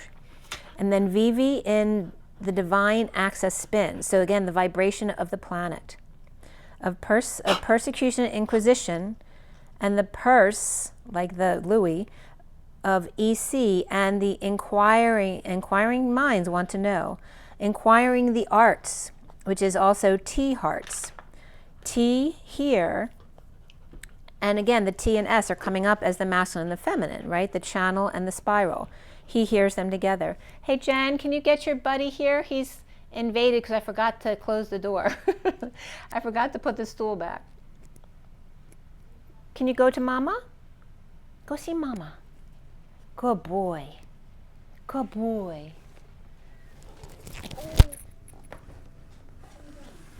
I got him. Sorry about that. Okay. So we have this energy of the masculine and feminine in the channel and the vortex and the cyclone, right? The direct energy and the spiral energy, and he hears them together. The keys and the strings, the infinite ear of the T and the S, of the tree and the spin, as she was persecuted for in Atlantis, for being this, in high vibration. The horse leaving the dolphin behind as the butt, right, the two-maned horse. The horse leaving the dolphin as the horse dolphin, which is coming up as the ass. The horse leaving the dolphin behind as the butt of two-personed horse, the butt of the joke, which is coming up here as the prank and the plank, walking the plank. The horse left the dolphins to clean up the mess. So the horse left the dolphin, the butt part of themselves, to clean up the mess. As H or C is 1-to-1, or the colon, right? Because H is 1-to-1 literally, and then C is the leap from dot to dot. 1-to-1 or dot to dot, the horizontal or the vertical, and two bearded ones. Long John Silver came up, and Treasure Island, 1883, with Robert Louis Stevenson. He had a missing leg and a parrot to repeat what he said. The parrot's name was Captain Flint, after his captain who he was mocking. And the bird says pirate and pieces of 8, and stand by to go about. Stories to boy Jim about where she's been, the bird, boarding the viceroy of the Indies, out of Goa and other places, etc. To look at her, you'd think she was a baby. And they're talking about the parrot still. His left leg was cut off close by the hip, and under the left shoulder a crutch, hopping about like a bird, very tall and strong and face as big as a ham, plain and pale but intelligent and smiling. To take care of here. Oh, he's the only one that the captain ever feared. Silver married a woman of African descent to take care of all the practical stuff while he's away, and planned to rendezvous on Skeleton Island with the treasure. Remember, the skeleton key came up. Down on the farm, 2 horses, quote-unquote farther gate of the high priestess, calling for rain in the Huna prayer and music to harmonize the ethers and war of the roses, the civil wars, the spouse. So at 1:59, which I'd woken up at 59 too, so that was coming up significantly, which is that 5 of Swords energy of war. It's really the war within of thoughts. And 1:59, the number comes up in Gematria as space, and then Georgia, which GA kept coming up for Ganesha. And so here Ganesha was coming up again, and space, to leave space or room for energy to come into you. Beginning was also coming up there, as well as Miriam and Ireland, Carmen, Lori, Oracle, Mermaid, Thank. And then the eagle came up, number 9, with the 25 and 34 of the Phoenix and Unity, the 22 of the Mountain, 17 of Love, and then the 28 of the Snake, the 6 of the Chariot, 27 of Proposal, and 9 of the Eagle on top. The twin flame Kundalini in Lover's or Cinderella's chariot, all sparkly, with passionate proposal to fly with or like an eagle. I was just getting the eagles, like an eagle to the sea. I can't remember the words. Let my spirit carry me. I'm going to fly like an eagle. From route to loyal chariot to linked in to soaring above the mountains. And again, the numbers 28 to 27 coming up of the Q and the 8 hiding behind it, and then the 2 with the 7 that makes the second circle of the Vesica Pisces. And to remember, the fish bladder is a 2-chambered bladder to allow them to keep air in there to lift them up to the surface, but also then sink them down below when they want to. The 6 to 9 pod, the 698 pod coming up here.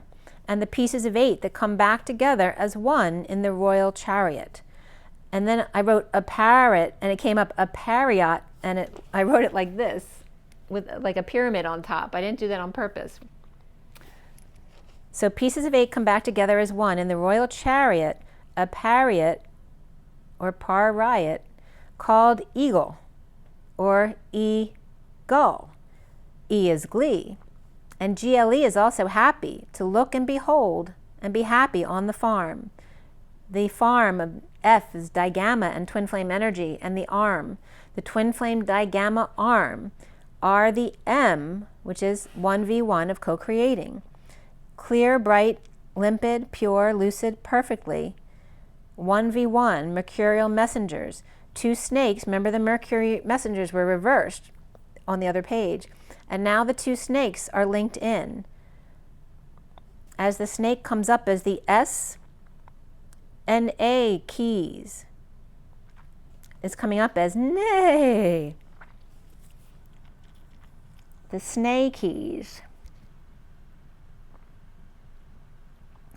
The dolphin's hole became the unicorn's horn, linked in at the beak of the bird with large wings who loves the elephant. A gift of breath, or a breath of fresh air, is coming up right now. I'm going to read that again. The dolphin's hole between the unicorn became the unicorn's horn. All right, so the dolphin, horse, linked in at the beak of the bird with large wings who loves the elephant, or in other words, the eagle, who is loving on the elephant, and the elephant who is the big gift of breath, or a breath of fresh air, even though they're big and clunky, right? The phoenix rises as the eagle takes off with their nose up. Oh, and then I saw on Instagram, the eagle. And the rebirth of the eagle, it talks about the eagle, how they lived to 70 years, but if they want to live that long, they have to go through a literal physical rebirth, where they tear out their beak with the mountain in order to grow a new beak, so then they can tear out their claws to grow new claws, so then they can tear out all their feathers to grow new feathers and become a whole new bird. and live to age 70 instead of 40. So very cool energy coming up there. And that came up today. The phoenix rises as the eagle takes off with their nose up in the air to meet mid-flight. So here's the phoenix rising vertically and the eagle flying horizontally to meet at the intersection mid-flight, the 22 of mountain time and the 5D station above the iced caps. And then I was getting this energy between Phoenix and Shasta as the Knight of Wands and the Fool in love in a leap to their dreams above. So then I pulled from the modern Nirvana Oracle. All right, so we did these cards, and these cards too. There's the Phoenix, okay? As the eagle soars horizontally to the mountain in love, okay? We just did that. And now we have this Nirvana card. The modern Nirvana Oracle. This was the underlying energy, and then they came out these two, and then this, and then these two. And look at the two deer ones or antelope type energy, and they're called the teachers. And then I was watching someone who was channeling the teachers. So that was really cool, coming up yesterday and today. So discernment, deja vu, resistance, rebirth, perception, boat, authentic expression. And the picture there is like a backwards 4. All-seeing eye and the twins' remembrance, juggling to resist rebirth of the egg that's signaling back to black or shadow. And I'm getting fade to black like you would on a movie. The intellectual perception of the bust, like a statue bust, the perception of the bust or, right, an icon and shell. The artwork considered idolatry, which was coming up instead of artwork, it was coming up as the arc works. And person in boat with 2 long braids, like an 11, which normally you'd think of them as a feminine, but authentically expressing a backwards 4. Top dog to lost lamb instead of lamb to father. The top dog to lost lamb, the egg that cracked in the hand that rocks the cradle, I'm getting. Top dog to lost lamb and the egg that cracked in the hand that rocks the cradle. But it was coming up as the hand of A-OK, which is distorted because, you know, they use this to mean 666 as well. All in perception of spelling work. So someone doing dark spell work or something like that. Of kindness and modern in a whole new way. With ecstasy and equanimity, which has to do with calmness and evenness and fairness of the mind and soul. As the eagle bird notices and gets all jumbled up in a tizzy and needing to compose themselves. 2 dear ones, teachers of the crescent moon, synthesizing and harmonizing different backgrounds so that they meld.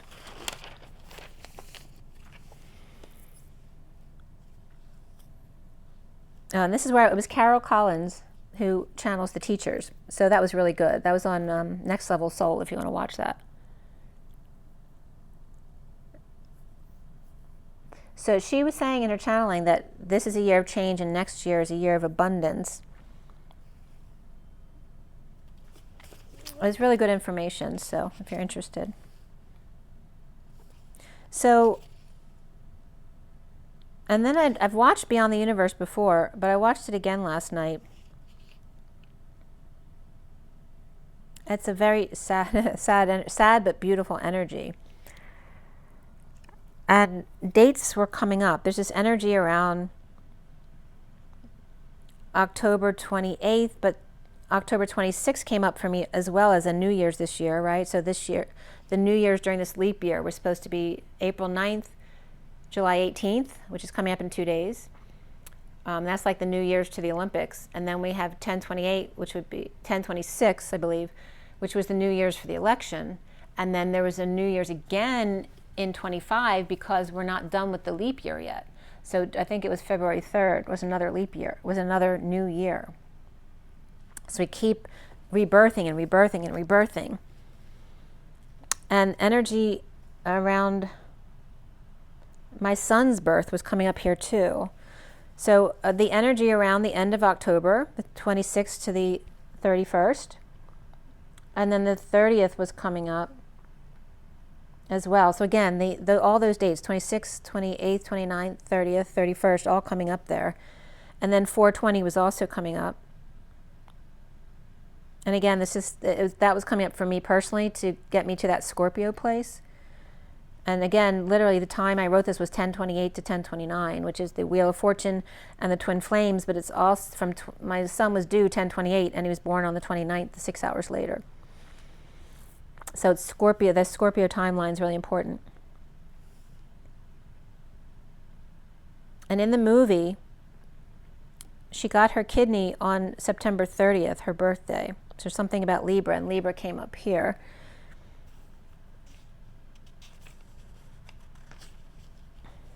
So I just picked up the deck because I was looking for numbers to try to clarify some of that.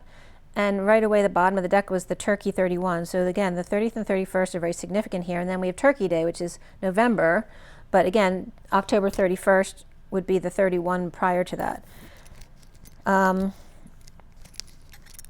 Also, March 31st was coming up as significant too, because that would be the next quarter. The 3 of the Elk is under the Turkey.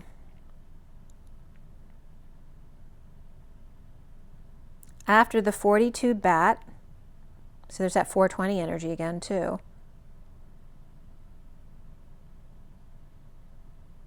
So 331 to 42 could be also coming up as a significant time period right there. And then the blank card came up with the 19 of the Buffalo and the 29 of the Badger, 37 and 38 of the Antelope and the Frog, and then another blank card, and then the 42 of the Bat, the 3 of the Elk, 31 of the Turkey, and then the 43 of the Spider came up with the 45 of the Blue Heron, and the 52, which is the Queen of Swords, and the Black Panther. So the 52 Black Panther was leading to the 49 Salmon to the 25 Fox. And literally is coming up as hers Soul of Ox and the Almond Fox, or the All-World Twin Flame Ox. So 2 oxes were coming up. The Almond Fox was coming up as the Twin Soul Digama Ox, or the 28, or Twin Flame Path weapon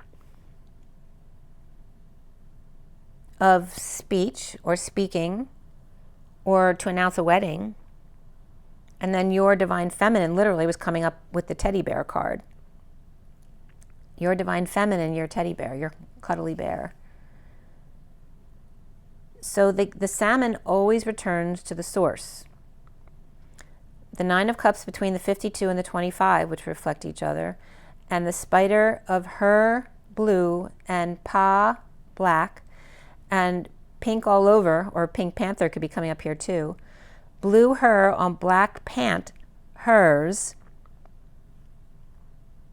The Alm or Soul of the Ox was coming up here, or alpine pastures and elm trees. At the 28,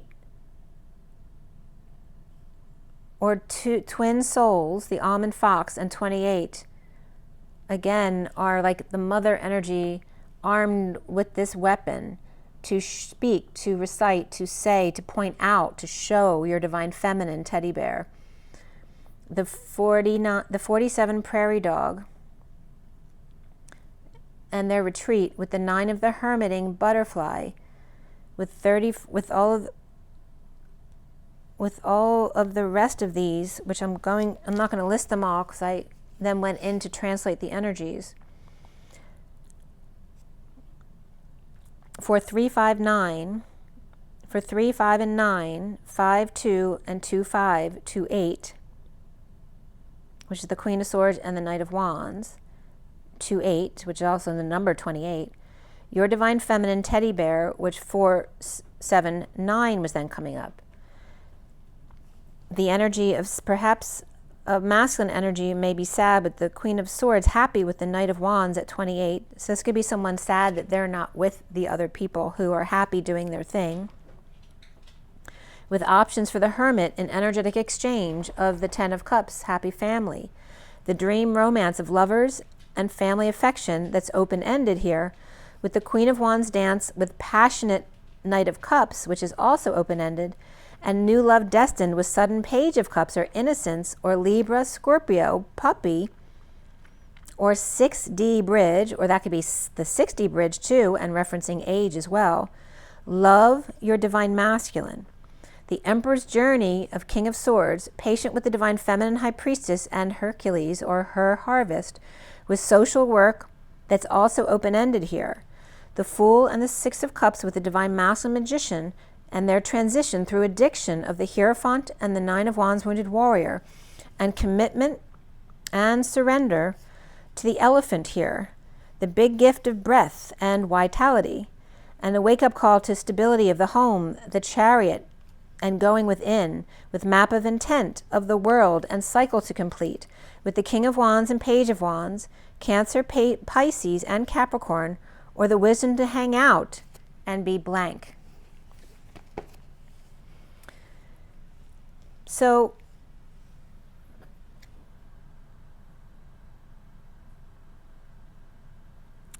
go back, this was at 12:12, and then to 12:22 I did a little meditation that night. This is now the 16th, last night. To go back to the root, which is the ox and the cart, tilling the land, walking on all fours. I was just getting walking like an Egyptian as well. The father's arm, or the father's room, is the farm, F-A-R-M,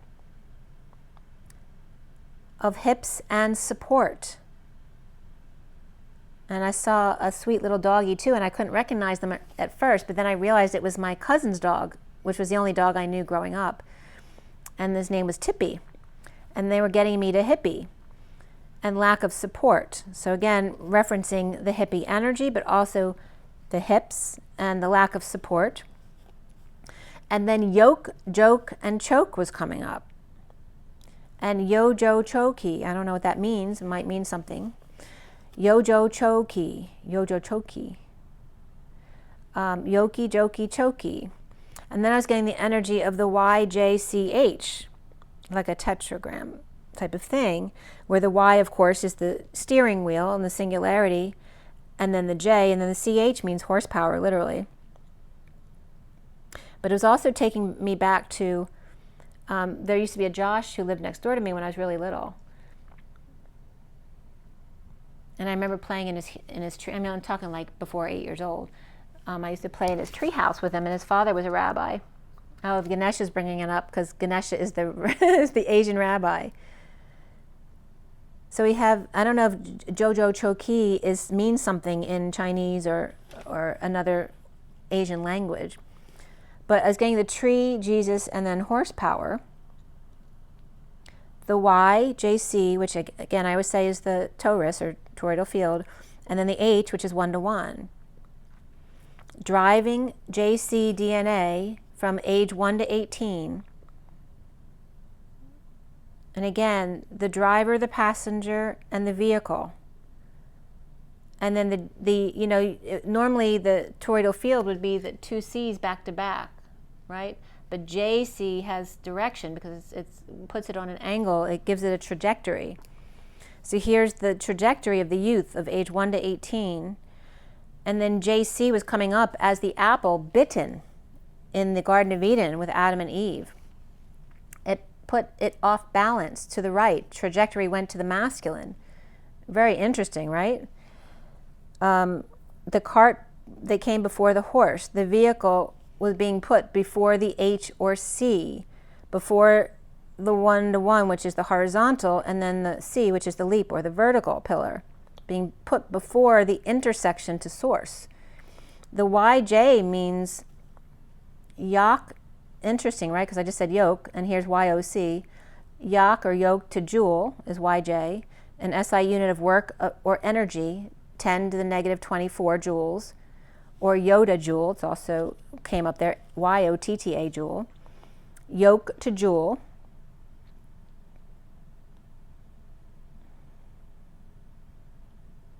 And again, a yoke is something that harnesses the cow, right? And then jewelry is a necklace. So there's an energy around the neck, like strangling you. I'm just getting that now. Because the yoke was coming up, the cow yoke was coming up as significant. I was trying to find the word, I couldn't remember. And then YJE which is YJ, but with an E on the end, is the star, fate, luck, and luminary, or reputation in Albanian. And years of life lost. And constellation also came up as one of those YJ words. YJOR is stellar, and YJZEL is the ass, or donkey, or jackass, or the lower end of the horse. The horse is H or C, 1-to-1, or the leap vertically, horizontal or vertical leap. Okay, so again, the energy of the leap or the 1-to-1, or this is the dot-to-dot, vertically. The YJ is the jackass, and the CH is the horsepower. Again, the two-man horse, the horse in the front and the jackass in the back. And it breaks down to cart before the horse came up to the C art B4, which is the lambda leap, 1-to-1, H or C, or the plus sign. The leap, a root of 13 of transition of the lambda or lambda father leap, 1-to-1, or vertically. To see the art before the intersection. To see the root cause, and the path of transition before getting to the intersection, the 0 point, the void, and shifting into then fourth gear, where your nose is then up, taking off instead. See the art, see the heart, see the hearing, the ear before the intersection, before you get there, before you have to make a last-minute decision. See the root cause, transition before getting to the intersection, and then shift into fourth gear with nose up in the air and taking off instead. The farm is coming up as the Father's room, God's country, with hugs and kisses to see a path, to walk on all fours, which is Ganesha's number, to see a fifth, right? As all four come together, it becomes the fifth, or the energy of ether, or the energy of the middle road. And then adding plural to farm. So farm is God's country, right? And then you add the S of Sophia, which is the spiral, or the cyclone. And now we get the Wizard of Oz, right? That's really funny. That just came up now. The farm is 6194, the numbers of the farm, or 611813, which is 38, the Queen of Cups. And then the S is 19 of the sun, that when the sun is added, or that Sophia spiraling energy becomes the 57 of separation, right? When you have the peace and quiet in the vortex and the cyclone comes, it causes separation. And then driving Miss Daisy was coming up. 4 runners and the wind becomes the 5th. Q, Q, Q, Q is the 4 quarters, which equals the train as the 5th. 4 are one-ers. All for one and one for all. The 2 U's in, and train is T, rain, or the singularity's rain. The source family's reign. Oh, the reign, their reign, as in kingdom. Sophia's dumb. The 4 quarters, one game that's whole, right? It's like the pinball wizard, and the game is complete. 110 in. Justice of human in. The heart and the art of the game. God friend. Tiny little T, am-e, tame energy. Star, horsepower, and Pegasus. Driving Miss Daisy is dad, is Y in the road. Flower power, hippy dippy trippy, peace and love. And then animal was coming up from the Muppets, and Janice, right, who's the hippie. Da is the Y in the road, and then they have Janice and animal, right? J, nice. I, wait. And then animal is I is one, I am all. Beat drum, which is then a reference back to the heartbeat. Janice and animal. J, nice.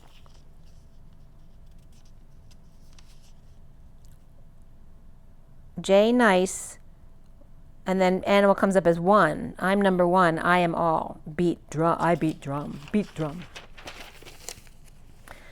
So flower power comes up as the one who flows, the one who pows, and the py of what, which, wise, spacious, roomy, large, wide, to blow inside, foot, paw, magpie, who likes sparkly things. And then the Pi Pharaoh, P-I-Y-E, is the Pharaoh of the 25th dynasty. And there's that 25 of 52 and 25 again. The 25 of the Knight of Wands.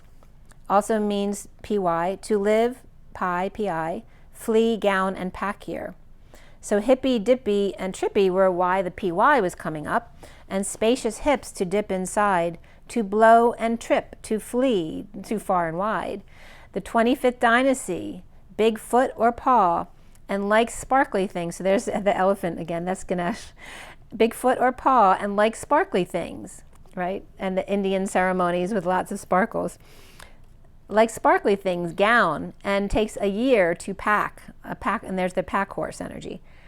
The 25th dynasty of Egypt, so I had to look them up, it's just Wikipedia. The Nubian dynasty and Kushite empire, the Black Pharaohs or Napatans. The origin of kingdom of Kush, of North Sudan and Upper Egypt, 744 to 656 BC. And then the Pye ruled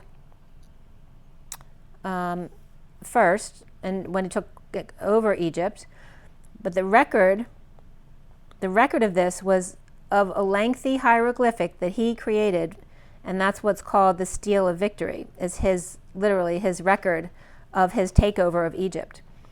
As the son of Re, and that's Lower Egypt, and the beloved of Amun, which is Upper Egypt, he was described as very religious, compassionate, and lover of horses. 8 of his horses buried with him. And lower on, the last leader of that era was Tantamani, a later successor of him. And they were just describing the route that he took was Napata through Elephantine to Thebes. So Ippi also came up as a word Ippio, which means one vote in Japanese.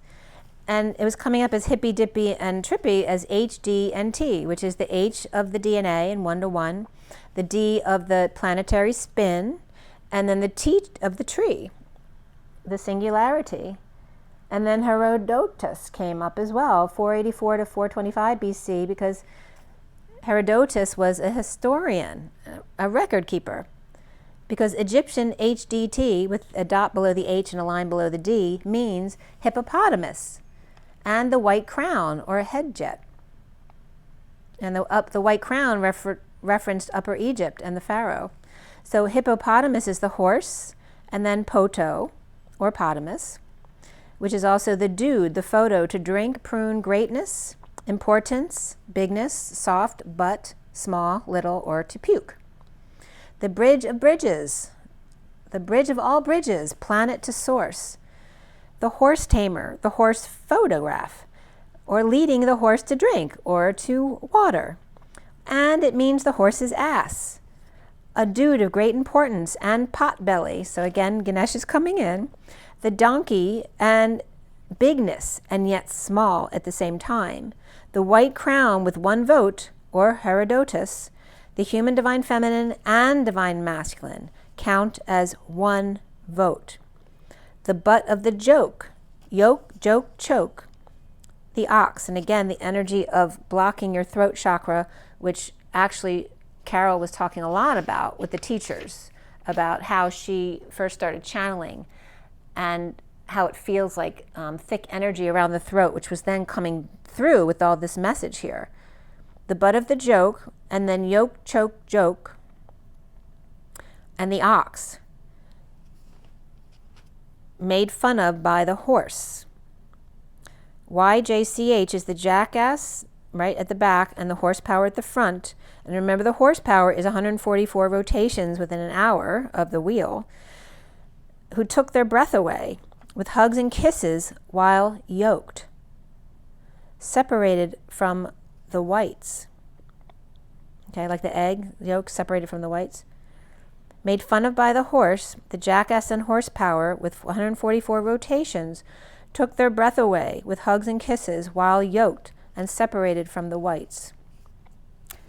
a lot of stuff to look into in that energy there. And where are we? It's almost going on 3 hours here. I didn't mean to go that long. Well, I'm going to let you go now too. Let me just make sure there was nothing from today that I wanted to bring up with you. I'm sure there was a little something there, but I just want to pull another card for you too, since we didn't get to the table much. And I'm going to pull the Inner Child deck. All right, so here the Inner Child deck. Whoop, there's a card, the Inner Child. And let's see what comes up here. As we have the baby elephant and Ganesh with us today. And again, this horse energy and the rat. Remember, this is coming up for me as the desert rabbit that looks like a mouse rat type of face. Doesn't look like a bunny. Oh, I saw a bunny rabbit yesterday. I forgot that. I wanted to show Teddy the bunny. It was yesterday, the day before. Because the bunny didn't run away from me right away, but as soon as Teddy looked up the hill, he ran away. I forgot that. Okay. For the best and highest good of all this concern, Ganesha, what does the Twin Flame community need to know at this time? What is the message here? Look at that, the two birds. Emotions are the reflection. Look for the deeper meaning. Beyond the universe is coming up for me there. And there it is. I told you all about this card earlier. 44, you know the way. Trust your intuition on this journey. Remember when I told you that Teddy was carrying the butterfly to Jenna and Jenna was riding on his back? This was literally the card here. So the 12 of the Hanging Man and wisdom, and the emotions that are the reflection to look for that deeper meaning. And it's like they're going from the clearing into the forest, or from the forest into the clearing here. Leaving behind the butterflies of transformation to the two birds, because she's headed in this direction. I'm getting the lily pads from the Muppet movie here. Why are there so many songs about rainbows? What's on the other side? So that's coming up. The bottom of the deck here is to be present with the 3 is the Empress and find clarity in the moment. And there's the eye. I told you the eyes kept coming up. I drew that. And what's underneath that? Find your haven with 13. That's the transition. And there's the cave and what's on the other side. And this is the tree, really, right? The root of the tree. And carving your way through to see what's on the other side. The transition to a place of wonder just waiting for you. To be present in your all-seeing eye to find the clarity in the moment. With the 3 is also the mother, right, of the earth and Mother Nature. And I want to pull one more card for you. Okay. And this is Fortune's Oracle.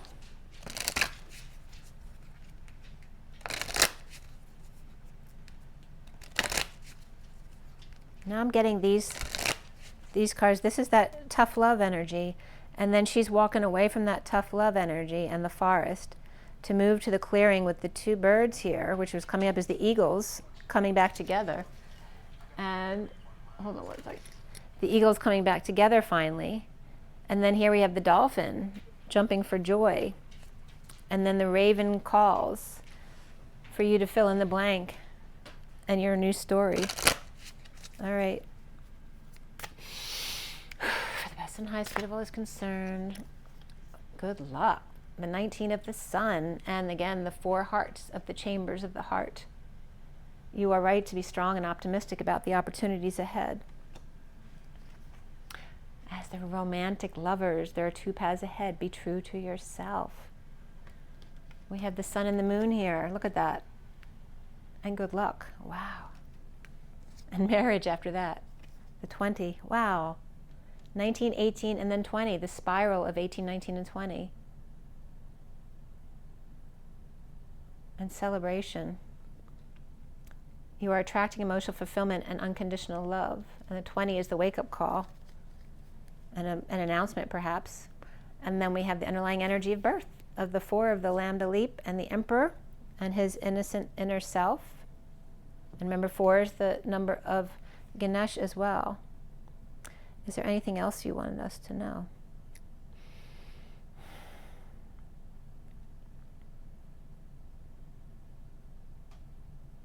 He's just making he's making jokes about idolatry. I'm a doll, aren't I? Look at me.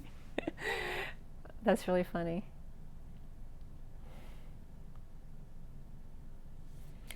I'm a swinging doll, he says.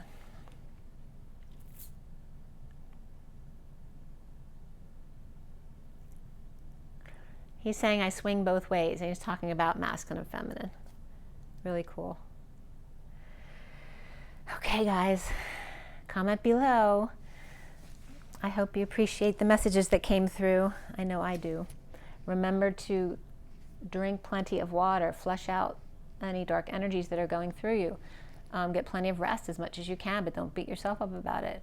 Get out there in nature. You must ground and find some joy. Laughter is the best medicine, says Ganesha, the Asian rabbi, Buddha, and I'm sure some other things. Rise and be loved. I'll see you next time, guys. Bye.